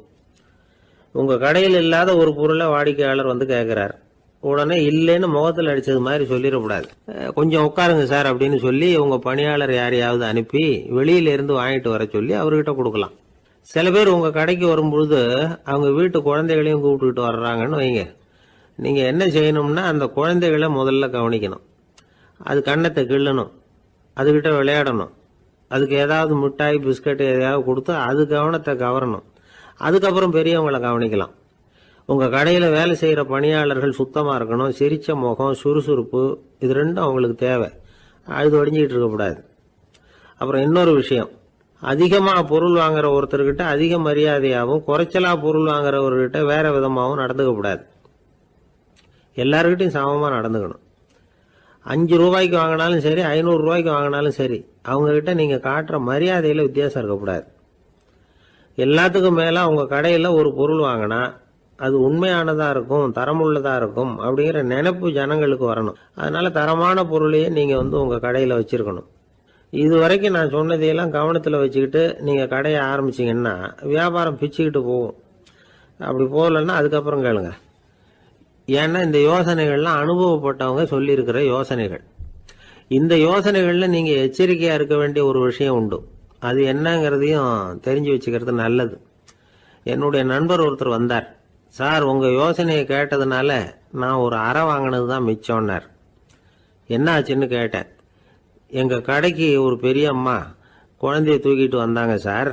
உங்கள் யோசனைப்படி அந்த குழந்தையோட கன்னத்தை கிள்ளணும்னு முயற்சி பண்ணினேன். திடீர்னு அந்த நேரம் பார்த்து அந்த குழந்தை தலையை குனிஞ்சிக்கிட்டுது. என் கை வந்து குழந்தையோட கன்னத்துக்கு பதிலாக அது தூக்கிட்டு வந்தவங்க கன்னத்தை கிள்ளிவிட்டுது. அதுதான் அப்படி ஆயிட்டுது அப்படின்னார் கன்னத்தை தடவிக்கிட்டே. ஒரு தந்தை தன்னோட பிள்ளைய ரொம்ப தைரியசாலியாக வளர்க்கணும்னு ஆசைப்பட்டார். அதுக்காக அவனை கூப்பிட்டு உட்கார வச்சு இப்படி உபதேசம் பண்ணார். இதை பாருப்பா, நான் உன்னாட்டம் இருக்கிறப்போலாம் எதுக்கும் பயப்பட மாட்டேன், ரொம்ப துணிச்சலாக இருப்பேன். ஒரு நாள் ஒரு அப்பாவி எலிய ஒரு பூனை துரத்திட்டு ஓடிச்சு. நான் உடனே என்ன செஞ்சேன் தெரியுமா? அந்த பூனையை பிடிச்சேன், அது வாலில் ஒரு பட்டாசு சரத்தை கட்டினேன், கொளுத்தி விட்டேன்.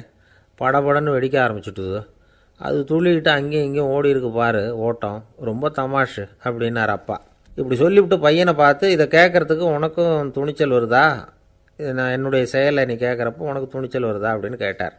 வருதுன்னா பையன்.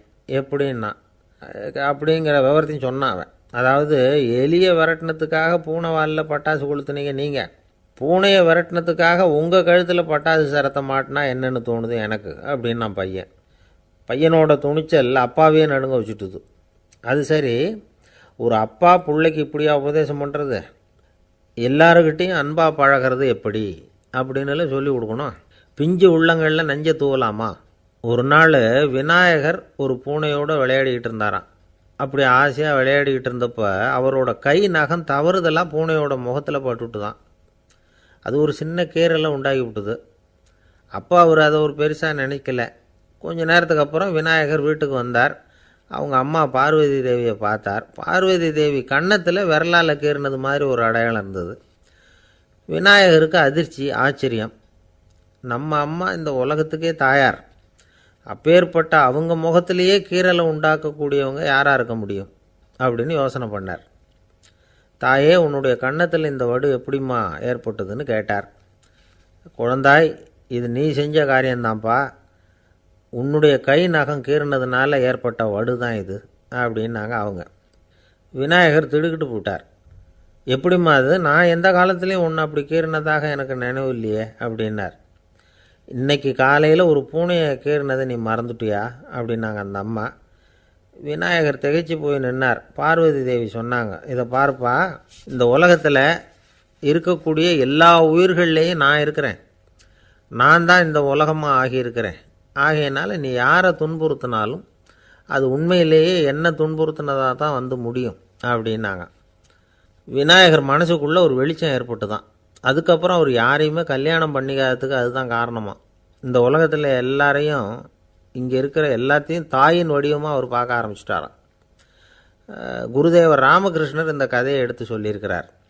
நபிகள் நாயகம் ஒரு தடவை ஒரு நாற்காலியில் உட்காந்து என்னமோ யோசனை பண்ணிகிட்டு இருந்திருக்கிறார். அப்போ அவரோட உடையில் ஒரு கீழ்ப்பகுதி தரையில் படிஞ்சு கிடந்திருக்குது.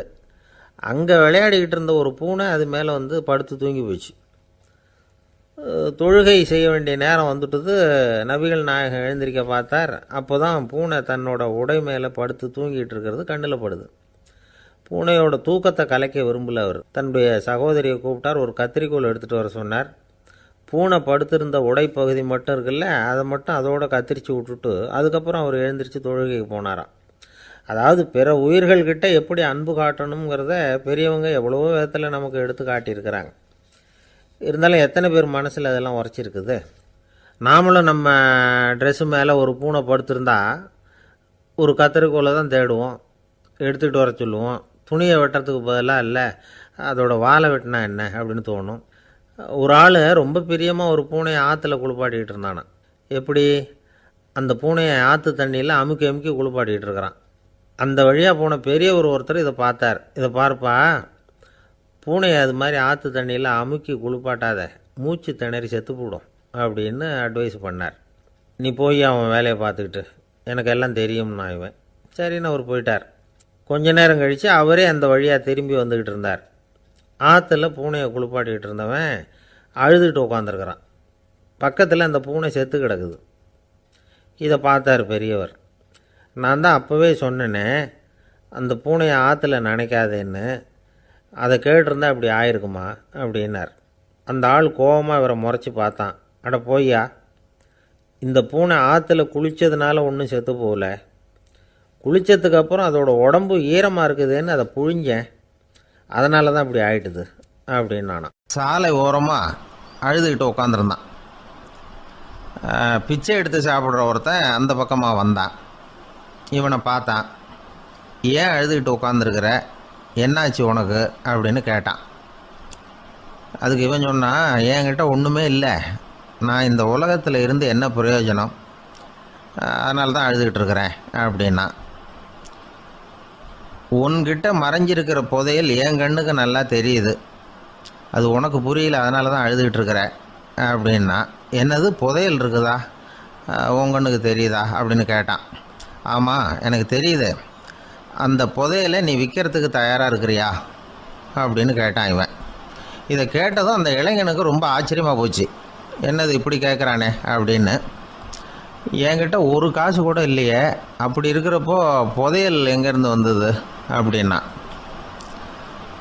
இந்த நேரத்தில் அந்த பிச்சைக்காரன் சிரித்தான். இப்படி தான் இந்த உலகத்தில் எல்லோரும் சொல்லிகிட்டு இருக்கிறாங்க, என்கிட்ட ஒன்றுமே இல்லை ஒன்றுமே இல்லைன்னு சொல்லி. ஆனால் அவங்கக்கிட்ட தான் புதையல் இருக்குது, நீ வேணும்னா என் கூட வா, நம்ம நாட்டு அரசர்கிட்ட போவோம்.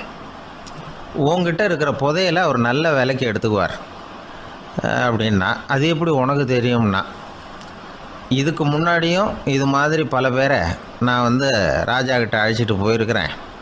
அதனால தான் உன்னை பார்த்தேன், உன்னையும் கூப்பிடுறேன். நீ சரின்னு சொன்னால் உன்னை அழைச்சிட்டு போகிறேன். உங்ககிட்ட இருக்கிற புதையலை அவர் நல்ல விலை கொடுத்து எடுத்துக்குவார் அப்படின்னு சொன்னான். இவன் இப்படி சொல்கிறதும் அந்த இளைஞனுக்கு ஒன்றுமே புரியல. இது என்னது இந்த ஆள் இப்படி சொல்லிகிட்டு இருக்கிறான், நம்மக்கிட்ட என்ன இருக்குது, அதுவும் இல்லாமல் இவனே பிச்சை எடுத்து சாப்பிட்டுக்கிட்டு இருக்கிறான், இவன் போய் நம்மளை ராஜா கிட்ட அழைச்சிட்டு போகிறதா போகிறேங்கிறானே என்ன அப்படின்னு சொல்லி அவன் யோசனை பண்ணான். என்ன யோசிக்கிற, உனக்கு பணம் வேணும்னா என்னோட வா அப்படின்னா. இளைஞன் ஒரு முடிவுக்கு வந்தான். சரி, இங்கேயே உட்காந்துக்கிட்டு இருக்கிறத விட அங்கேயாவது போய் பார்ப்போமே, இங்கே அழுதுட்டு உட்காந்துருக்கிறதுல என்ன பிரயோஜனம், ஏதோ கூப்பிட்றான் போய் பார்த்துட்டு வருவோமே அப்படின்னு சொல்லி அவன் கூட புறப்பட்டான். பிச்சைக்காரன் முன்னாடி போயிட்டே இருக்கிறான், இந்த இளைஞன் பின்னாடி நடந்து போயிட்டுருக்கான். 2 பேரும் அரண்மனையை நோக்கி போகிறாங்க. பாதி வழி போயிருப்பாங்க. வழியில் அந்த பிச்சைக்காரன் சொன்னான், இதை பாரு, முன்னாடியே சில விஷயங்களை நாம் பேசிக்க வேண்டியிருக்கு. சரியாக தெளிவாக முடிவு எடுத்துக்கிட்டு அதுக்கப்புறம் ராஜா கிட்ட போகணும். ஏன்னா அங்கே போய் அது முடியாது இது முடியாதுன்னு நாம் நமக்குள்ளே சண்டை போட்டுக்கிட்டு இருக்க முடியாது. ராஜாவுக்கு விலையை பற்றி கவலையே இல்லை, எவ்வளவு சொன்னாலும் நமக்கு பணம் கிடச்சிரும். ஆனால் அதுக்கப்புறம் நான் இதை விற்கிறதுக்கு தயாராக இல்லைன்னு சொல்லிடக்கூடாது. அதனால் புதையலை விற்கிறதா இல்லையாங்கிறத இங்கேயே தெளிவாக முடிவு செஞ்சுக்கணும். இல்லைன்னா ராஜா கிட்ட போய் அங்கே போய் குழப்பிக்கிட்டு இருக்க முடியாது அப்படின்னு சொன்னான். இளைஞனுக்கு ஒன்றுமே புரியல. என்ன சொல்கிற நீ, என்கிட்டயா புதையலா, எங்கே இருக்குது அப்படின்னு சொல்லி குழம்பி போனான். இப்போது அந்த பிச்சைக்காரன் சொன்னான், இதை பாரு, இப்போ உதாரணத்துக்கு உன்னுடைய கண்களை எடுத்துக்கோ, அதுக்கு நீ என்ன விலை கேட்டுற போகிற, நான் அதுக்கு ராஜா கிட்டே இருந்து ஒரு 50,000 ரூபா வாங்கி தர முடியும். உன்னுடைய இருதயத்தை கொடுக்குறியா, 20 லட்சம் ரூபா வாங்கி தரேன். மூளையை கொடுக்குறியா, 30 லட்சம் வாங்கி தரேன். என்ன சொல்கிற அப்படின்னு சொல்லி இந்த பிச்சைக்காரன் பேசிக்கிட்டே போகிறான். இளைஞனுக்கு கோபம் வந்துட்டுது. என்ன உளர்ற, உனக்கு என்ன பைத்தியமா, கண்ணையும் மூளையையும் இருதயத்தையுமா விற்பாங்க, என்ன விலை கொடுத்தாலும் அதையெல்லாம் நான் விற்கிறதுக்கு தயாராக இல்லை, நான் விற்க மாட்டேன், அதை கொடுத்துட்டு நான் என்ன பண்ணுறது, இப்படி நான் மட்டும் இல்லை யாருமே இதை விற்கிறதுக்கு தயாராக இருக்க மாட்டாங்க அப்படின்னு சொன்னான் அந்த இளைஞன். இவன் இப்படி சொன்னதும் அந்த பிச்சைக்காரன் வாய் விட்டு சிரிக்க ஆரம்பிச்சுட்டான். இப்போ பைத்தியமானது நானா நீயா, லட்சக்கணக்கான கோடிக்கணக்கான ரூபாய் பொறுமானம் உள்ள பொருள்களை உங்ககிட்டயே வச்சுக்கிட்டு விற்க முடியாதுன்னு சொல்கிற நீ தான் ஏழை, என்கிட்ட ஒன்றுமே இல்லைன்னு மரத்தடியில் உட்காந்து அழுதுகிட்டு இருக்கிறியே அப்படின்னு சொன்னான். இன்றைக்கி பார்த்திங்கன்னா பல பேர் தன்கிட்ட புதைஞ்சிருக்கிற ஆற்றலை புரிஞ்சிக்க முடியாமல் அவதிப்பட்டுக்கிட்டு இருக்கிறாங்க. நம்மக்கிட்ட என்ன இருக்குங்கிறது அவங்களுக்கு தெரியறதில்ல. அதனால தான் என்கிட்ட ஒன்றுமே இல்லைன்னு சொல்லி அழுதுகிட்டு இருக்கிறாங்க. இதை விளங்க வைக்கிறதுக்கு பெரியவங்க சொல்கிற கதை இது. நம்மக்கிட்ட இருக்கிற புதையலை நாம் தான் தோண்டி எடுக்கணும். உண்மையான புதையலுங்கிறது உள்ளே இருக்குது, ஆனால் அதை வெளியில் தேடுற ஆசாமிகள் தான் அதிகம். சராசரி மனித இயல்பு அப்படி. நம்மக்கிட்ட விலை மதிக்க முடியாத பகுத்தறிவு இருக்குது, அதை வச்சுக்கிட்டு வாழ்க்கையில் முன்னேறதுக்கு முயற்சி பண்ணணும். என்கிட்ட ஒன்றுமே இல்லைன்னு நினச்சி ஓரமாக உட்காந்துடக்கூடாது. முயற்சி செஞ்சால் முடியாத காரியம் எதுவுமே இல்லை. ஒரு ரயில்வே ஸ்டேஷன் பக்கம் வெளியில் ஒரு டாக்ஸி நின்றுட்டு இருந்தது. அந்த பக்கமாக வந்த ஒருத்தர் டாக்ஸி டிரைவரை பார்த்து சொன்னார், ஐயா, உங்கள் வண்டியில் பின் சீட்டில் ஒரு மணி பர்ஸு கிடக்கு, யாரோ மறந்து விட்டுட்டு போயிருக்கிறாங்க அப்படின்னாரு. இல்லை இல்லை, அது காலி பர்ஸு தான், நான் தான் அதை அங்கே போட்டு வச்சுருக்கிறேன்னார் டிரைவர். ஏன்னு கேட்டார் அவர். இதுக்கு டிரைவர் சொன்னார், அதை பார்க்குற யாராவது அதை எடுத்துக்கலாம்ங்கிற ஆசையிலையாவது சவாரிக்கு வருவாங்க, அதுக்காக தான் போட்டு வச்சுருக்கிறேன் அப்படின்னார். பிரம்மத்தை அறிந்தவன் பிரம்மமாகிறான் அப்படின்னு ஒரு பெரியவர் பேசினார் ஒரு கோவிலில். தைத்திரிய உபனிஷத்து அப்படி சொல்லுதான். இதை கேட்கும் பொழுது நமக்கு ஒரு சந்தேகம் வரும். அது எப்படி பிரம்மத்தை அறிந்தவன் பிரம்மம் ஆகிறான்னா, சிங்கத்தை அறிந்தவன் சிங்கம் ஆகிறானா, தோசையை அறிந்தவன் தோசை ஆகிறானா? இப்படிப்பட்ட சந்தேகம் நமக்கு வர்றதில் ஒன்றும் ஆச்சரியம் இல்லை, இது இயற்கை. இதுக்கும் அந்த பெரியவரே பதில் சொல்கிறார். சிங்கம் வேற, நாம் வேற. அதனால் சிங்கத்தை அறிந்தவன் சிங்கமாக மாட்டான். ஆனால் பிரம்மம் வேற, நாம் வேற இல்லை. அதனால் பிரம்மத்தை அறிந்தவன் பிரம்மமாகிறான் அப்படிங்கிறது அவரோட விளக்கம். மனிதன் அவன்தான் தான் பிரம்மங்கிறது தெரியாதனால தான் அதை வேறு எங்கேயோ தேடிகிட்டு இருக்கிறான். கடைசியில் அது தான் தாங்கிறது புரிஞ்சுக்கிற பொழுது அவன் பிரம்மமாயிடுறான். இதை விளக்கறதுக்கு ஒரு உபநிஷத்து கதையே இருக்குது. நமக்கு தெரிஞ்ச கதை தான், ஆனால் அதை வேறு விதமான அர்த்தத்தில் விளையாட்டாக சொல்லிகிட்டு இருக்கிறோம். ஒரு சமயம் ஒரு 10 நண்பர்கள் ஒரு காட்டு வழியாக போய்கிட்டு இருக்கிறாங்க. குறுக்க ஒரு நதி, அதை கடந்து அடுத்த பக்கம் போகணும். எல்லாரும் ஒரு வழியாக கடந்து அடுத்த கரைக்கு போய் சேர்ந்துட்டாங்க. அங்கே போய் சேர்ந்ததுக்கப்புறம் எல்லாரும் பத்திரமா வந்து சேர்ந்துட்டோமா அப்படின்னு தெரிஞ்சுக்கிறதுக்காக எண்ணி பார்க்குறான் அந்த கூட்டத்து தலைவன். அவங்க மொத்தம் 10 பேர். ஆனால் இவன் எண்ணி பார்க்குறப்போ 9 தான் வருது. ஏன்னா அவன் தன்னை விட்டுவிட்டான்.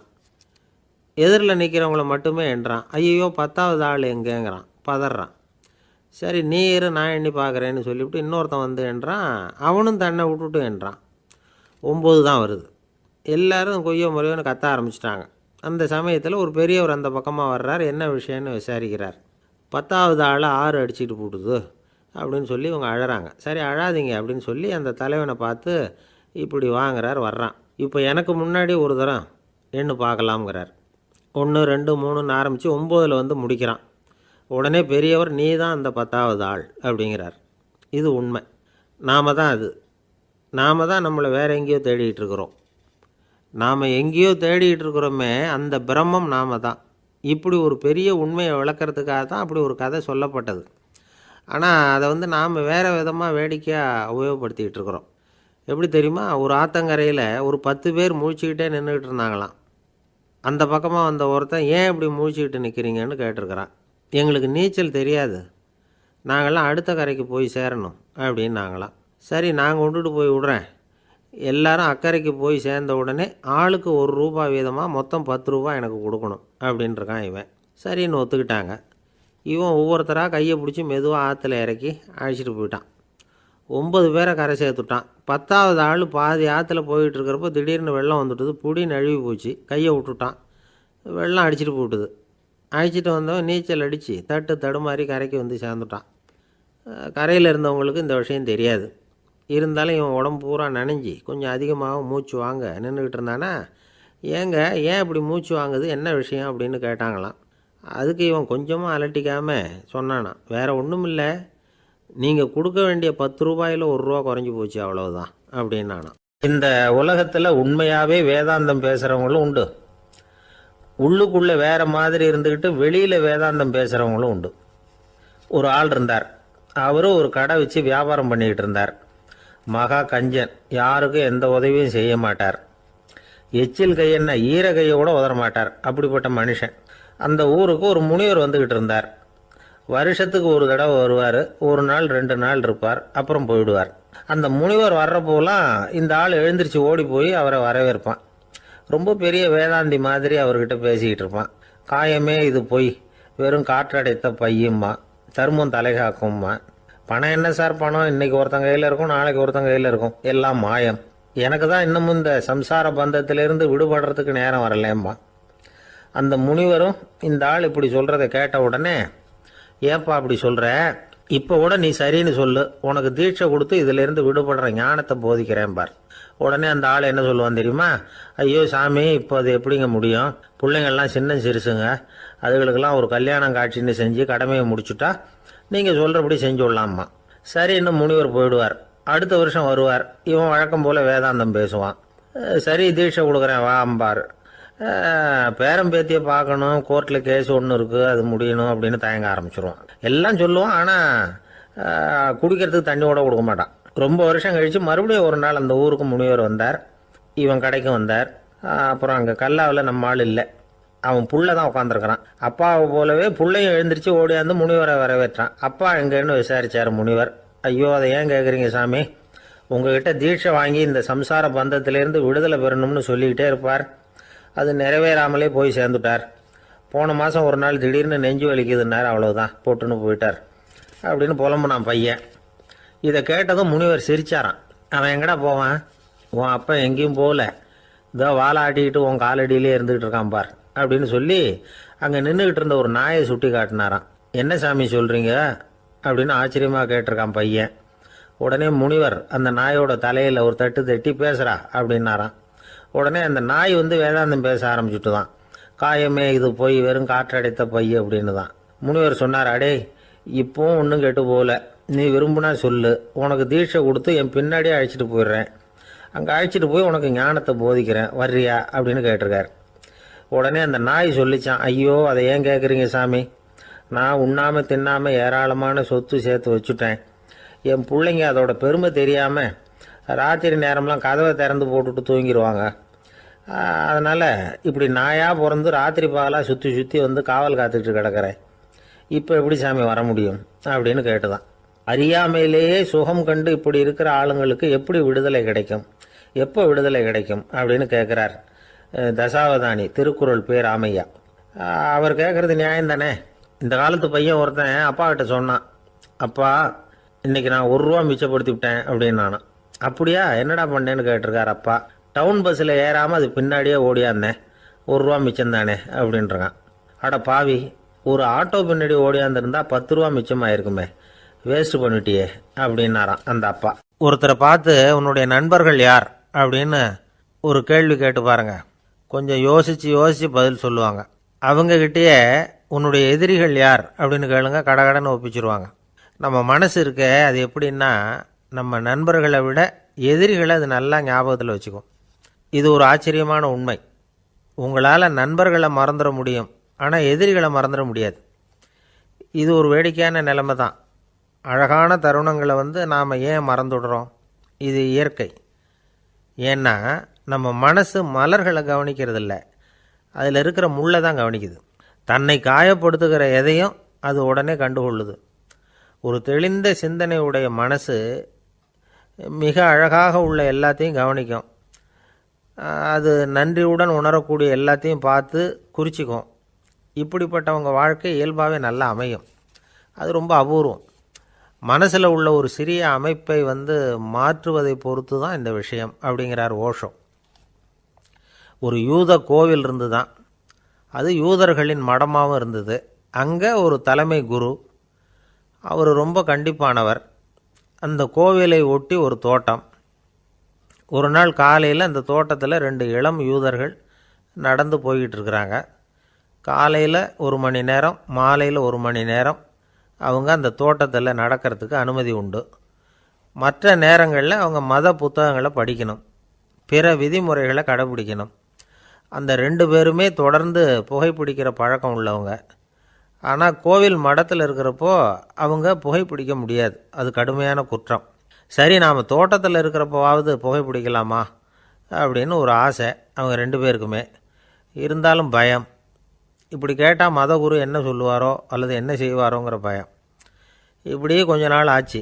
ஒரு நாள் இந்த 2 பேரில் ஒருத்தன் ரொம்ப கலங்கி போய் அந்த கோவிலிருந்து வெளியில் வந்துக்கிட்டு இருந்தான். வந்தவன் நேராக தோட்டத்து பக்கம் போனான். அங்கே இன்னொருத்தன் ஆனந்தமாக புகை பிடிச்சிக்கிட்டு இருக்கிறான். அதை பார்த்து தான் இவனுக்கு அதிர்ச்சி. அட கடவுளே, என்ன இது, நீ கேட்காமலே ஆரம்பிச்சிட்டியா அப்படின்னா. இல்லை நான் கேட்டுவிட்டு தான் ஆரம்பிச்சிருக்கேன்னா அவன். அப்படியா, என்ன மனுஷன் இவர், நானும் தான் கேட்டேன், என்னை கண்ணாபுண்ணான்னு திட்டிவிட்டார். இது என்ன கோவிலா இல்லை நரகமா? உனக்கு புகை பிடிக்கணும்னு ஆசையாக இருந்தால் நரகத்துக்கு போகணும்னு சொல்லிவிட்டார். அது சரி, உன்னை மட்டும் எப்படி அனுமதிச்சார் அப்படின்னு கேட்டான் இவன். அவன் சிரிச்சுக்கிட்டே, நீ எப்படி கேட்ட சொல்லு அப்படின்னா. நாம் இந்த தோட்டத்துக்கு வர அனுமதிக்கப்பட்டிருக்கிறதே ஜபத்துக்காகத்தானே, அதனால் நான் ஜபம் சொல்லும் பொழுது புகை பிடிக்கலாமா அப்படின்னு கேட்டேன். அதுக்கு தான் அவர் சத்தம் போட்டு என்னை அடிக்கவே வந்துட்டார் அப்படின்னா இவன். நீ ஒரு மாதிரியாக கேட்டிருக்க, நான் வேறு மாதிரியாக கேட்டிருக்கிறேன். ஜபம் சொல்லும்போது புகை பிடிக்கலாமான்னு நீ கேட்டிருக்க. ஐயா, புகை பிடிக்கும் பொழுது ஜபிக்கலாமா அப்படின்னு நான் கேட்டேன். அதில் தப்பு ஒன்றும் இல்லை அப்படின்னு பதில் சொல்லிட்டார் அப்படின்னா. ஒரு சிறிய மாற்றம்தான் அது மிகப்பெரிய மாறுதலை ஏற்படுத்தி விட்டது.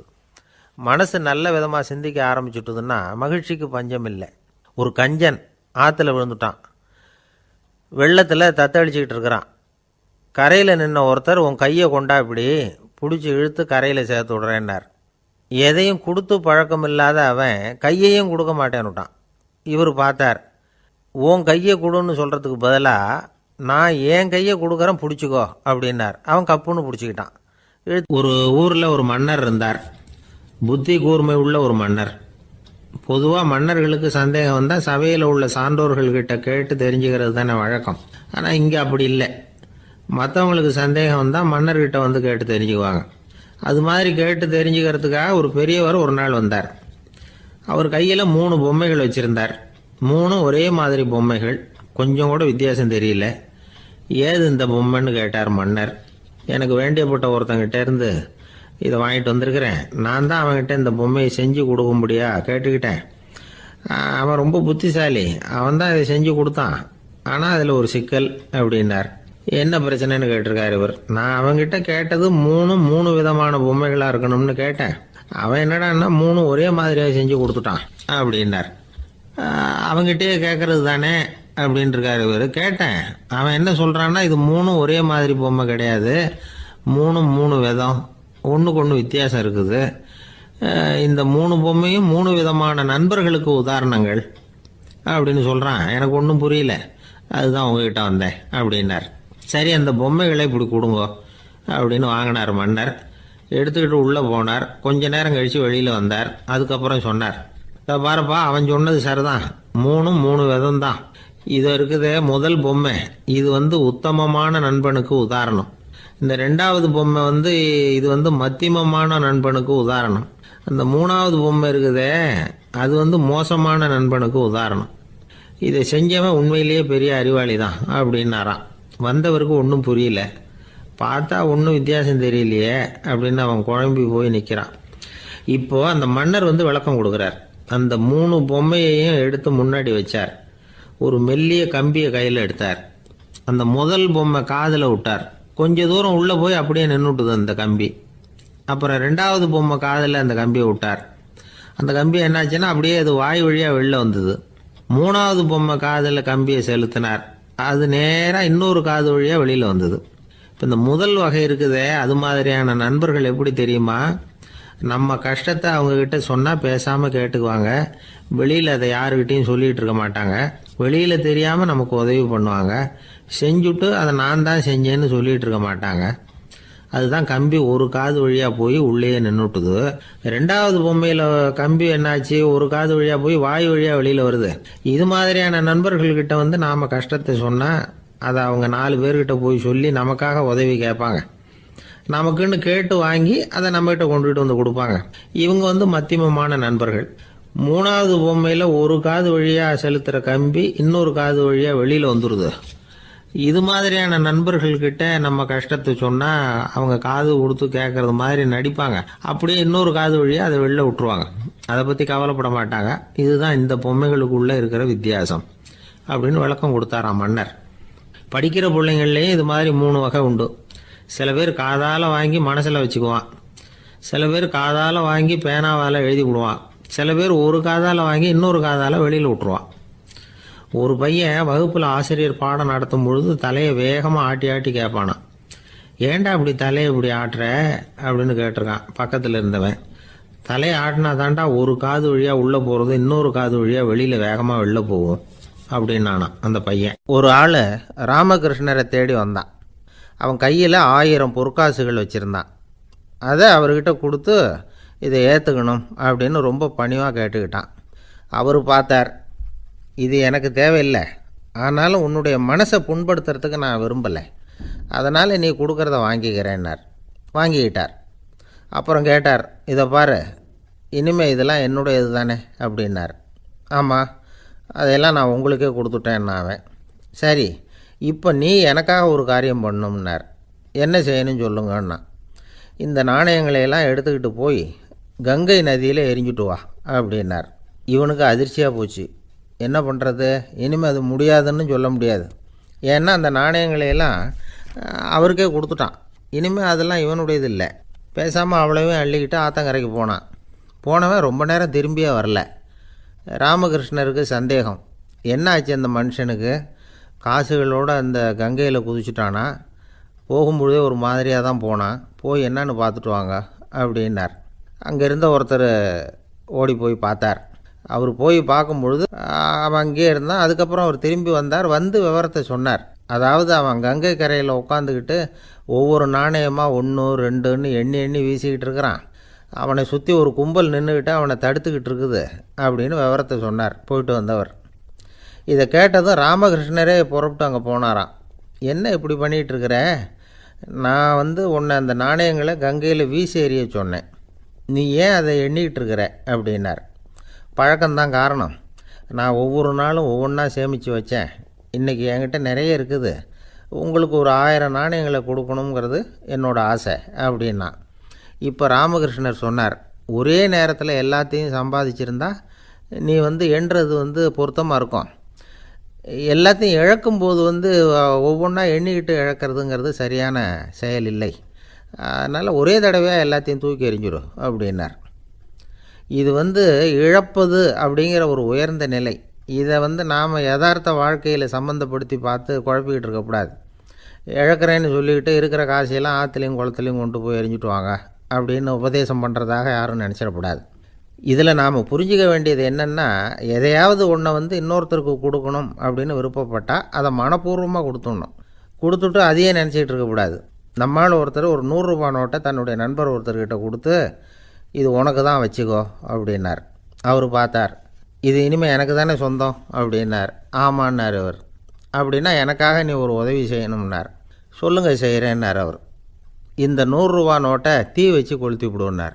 இவர் அதிர்ச்சியாகி அவரை பார்த்தார்.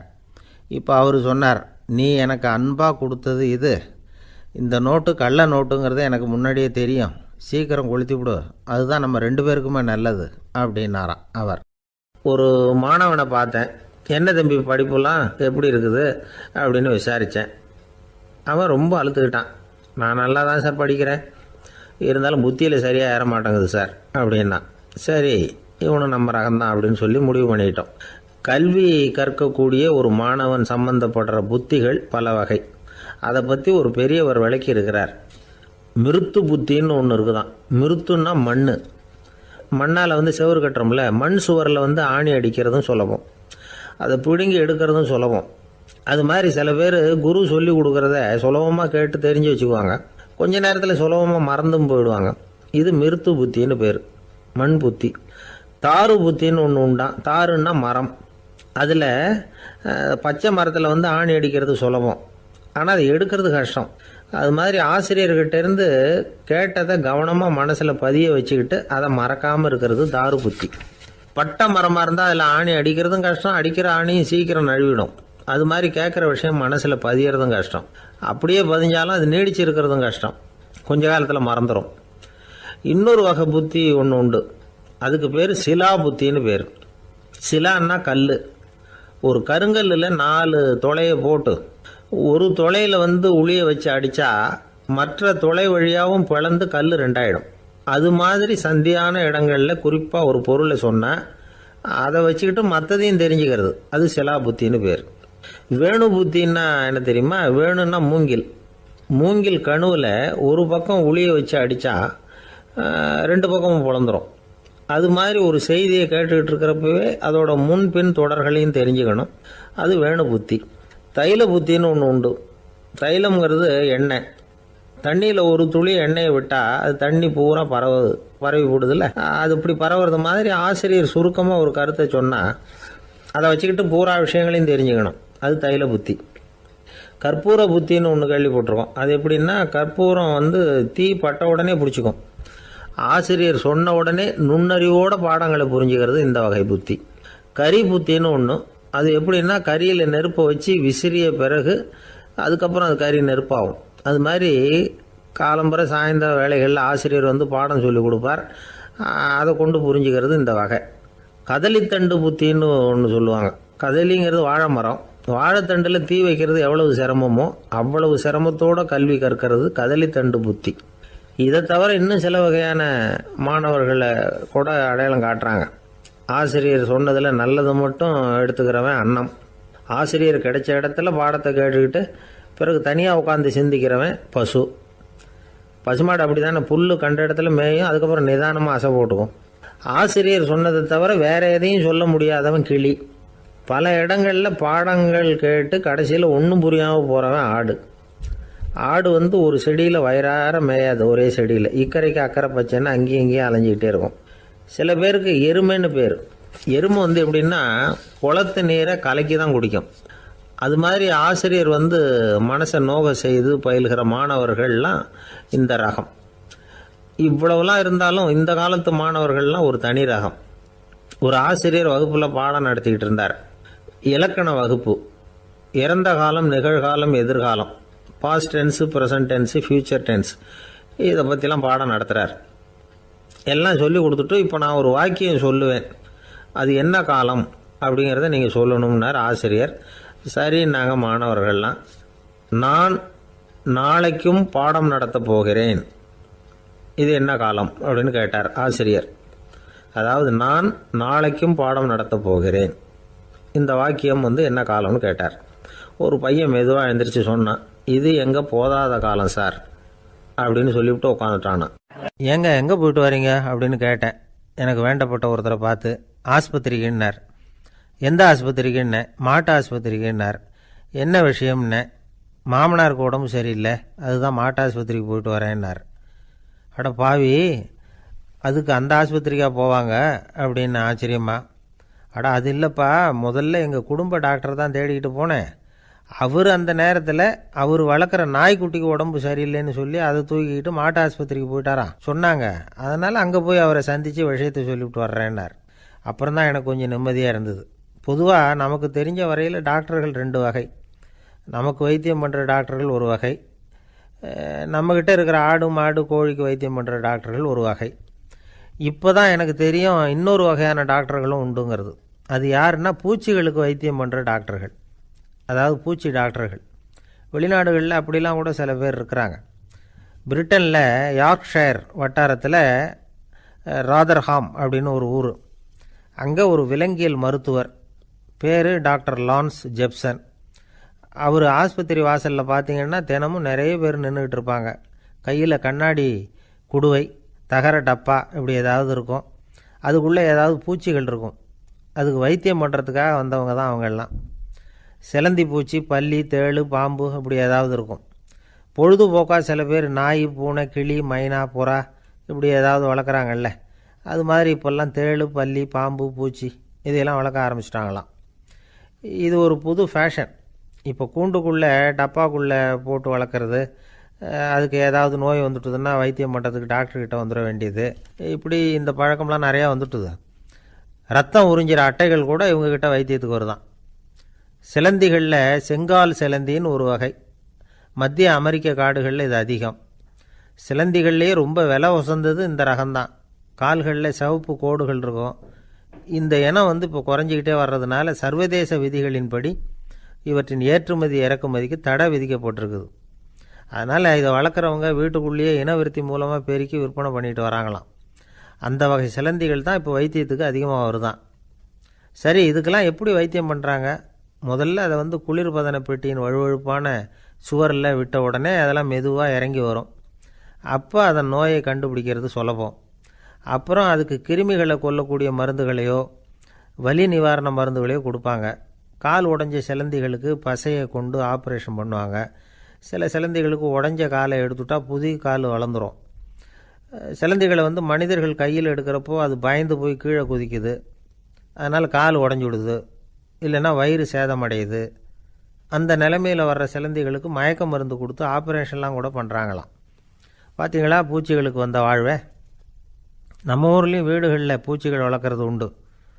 ஒருத்தர் வந்தார், எனக்கு 3000 கரப்பாம்பூச்சி அவசரமாக தேவைப்படுது, எங்கே கிடைக்கும்னு கேட்டார். கரப்பாம்பூச்சியா? அது என்னத்துக்குன்னு கேட்டோம்.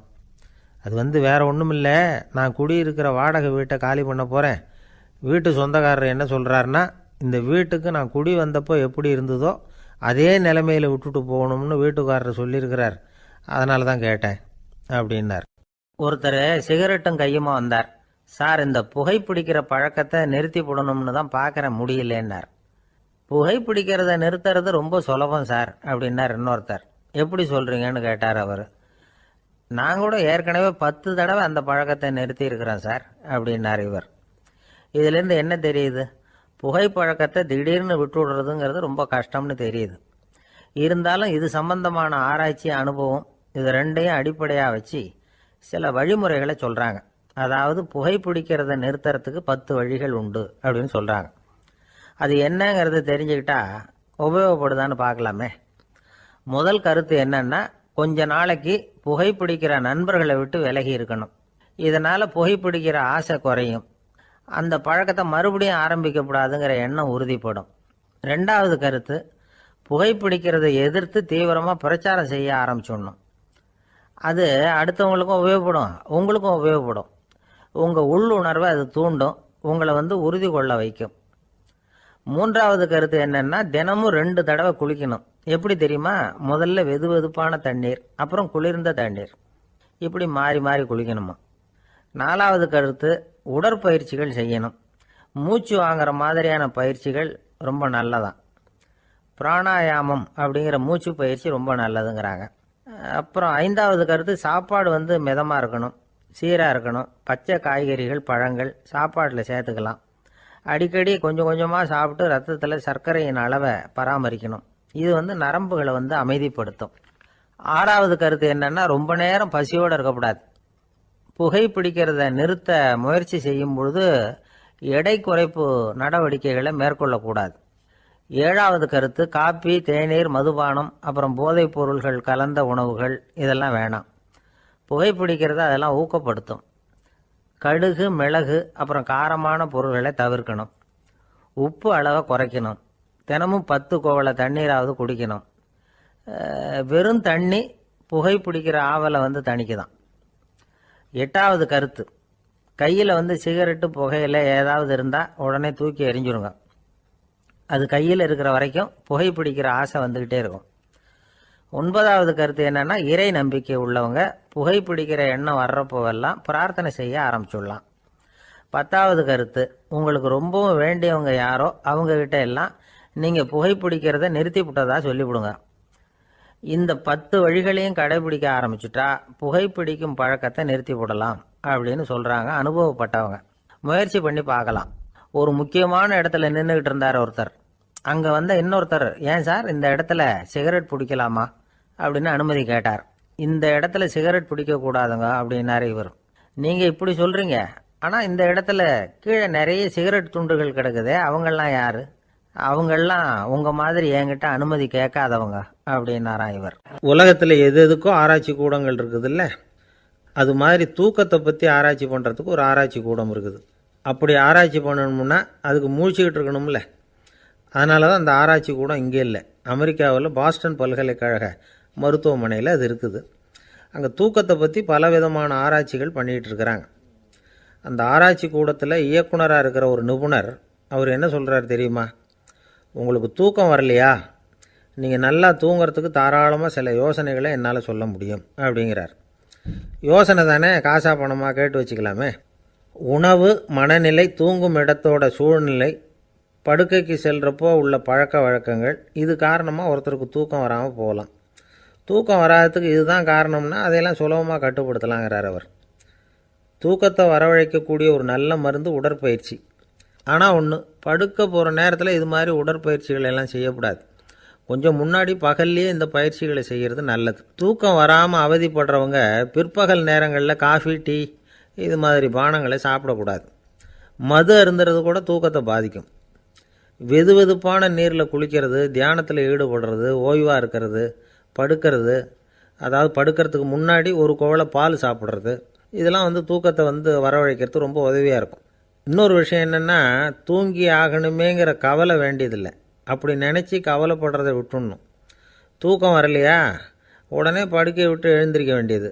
வெளியில் வாங்க, வேறு ஏதாவது வேலையில் ஈடுபடுங்க, கொஞ்சம் நேரம் உலாவுங்க, அல்லது ஏதாவது ஒரு புத்தகத்தை எடுத்து படிங்க. களைப்பு ஏற்பட்டால் மறுபடியும் படுக்கைக்கு போங்க, தூக்கம் தானே வந்துடும். ஒரு விஷயத்தை மட்டும் நல்லா ஞாபகத்தில் வச்சுக்கணும். படுக்கைக்கு போகிறப்போ உங்கள் மற்ற எல்லா பிரச்சனைகளையும் மறந்துடணும்.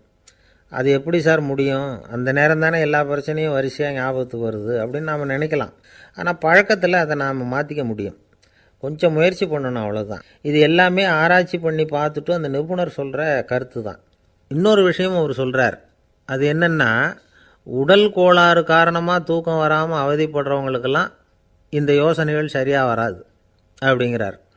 அதுக்கெல்லாம்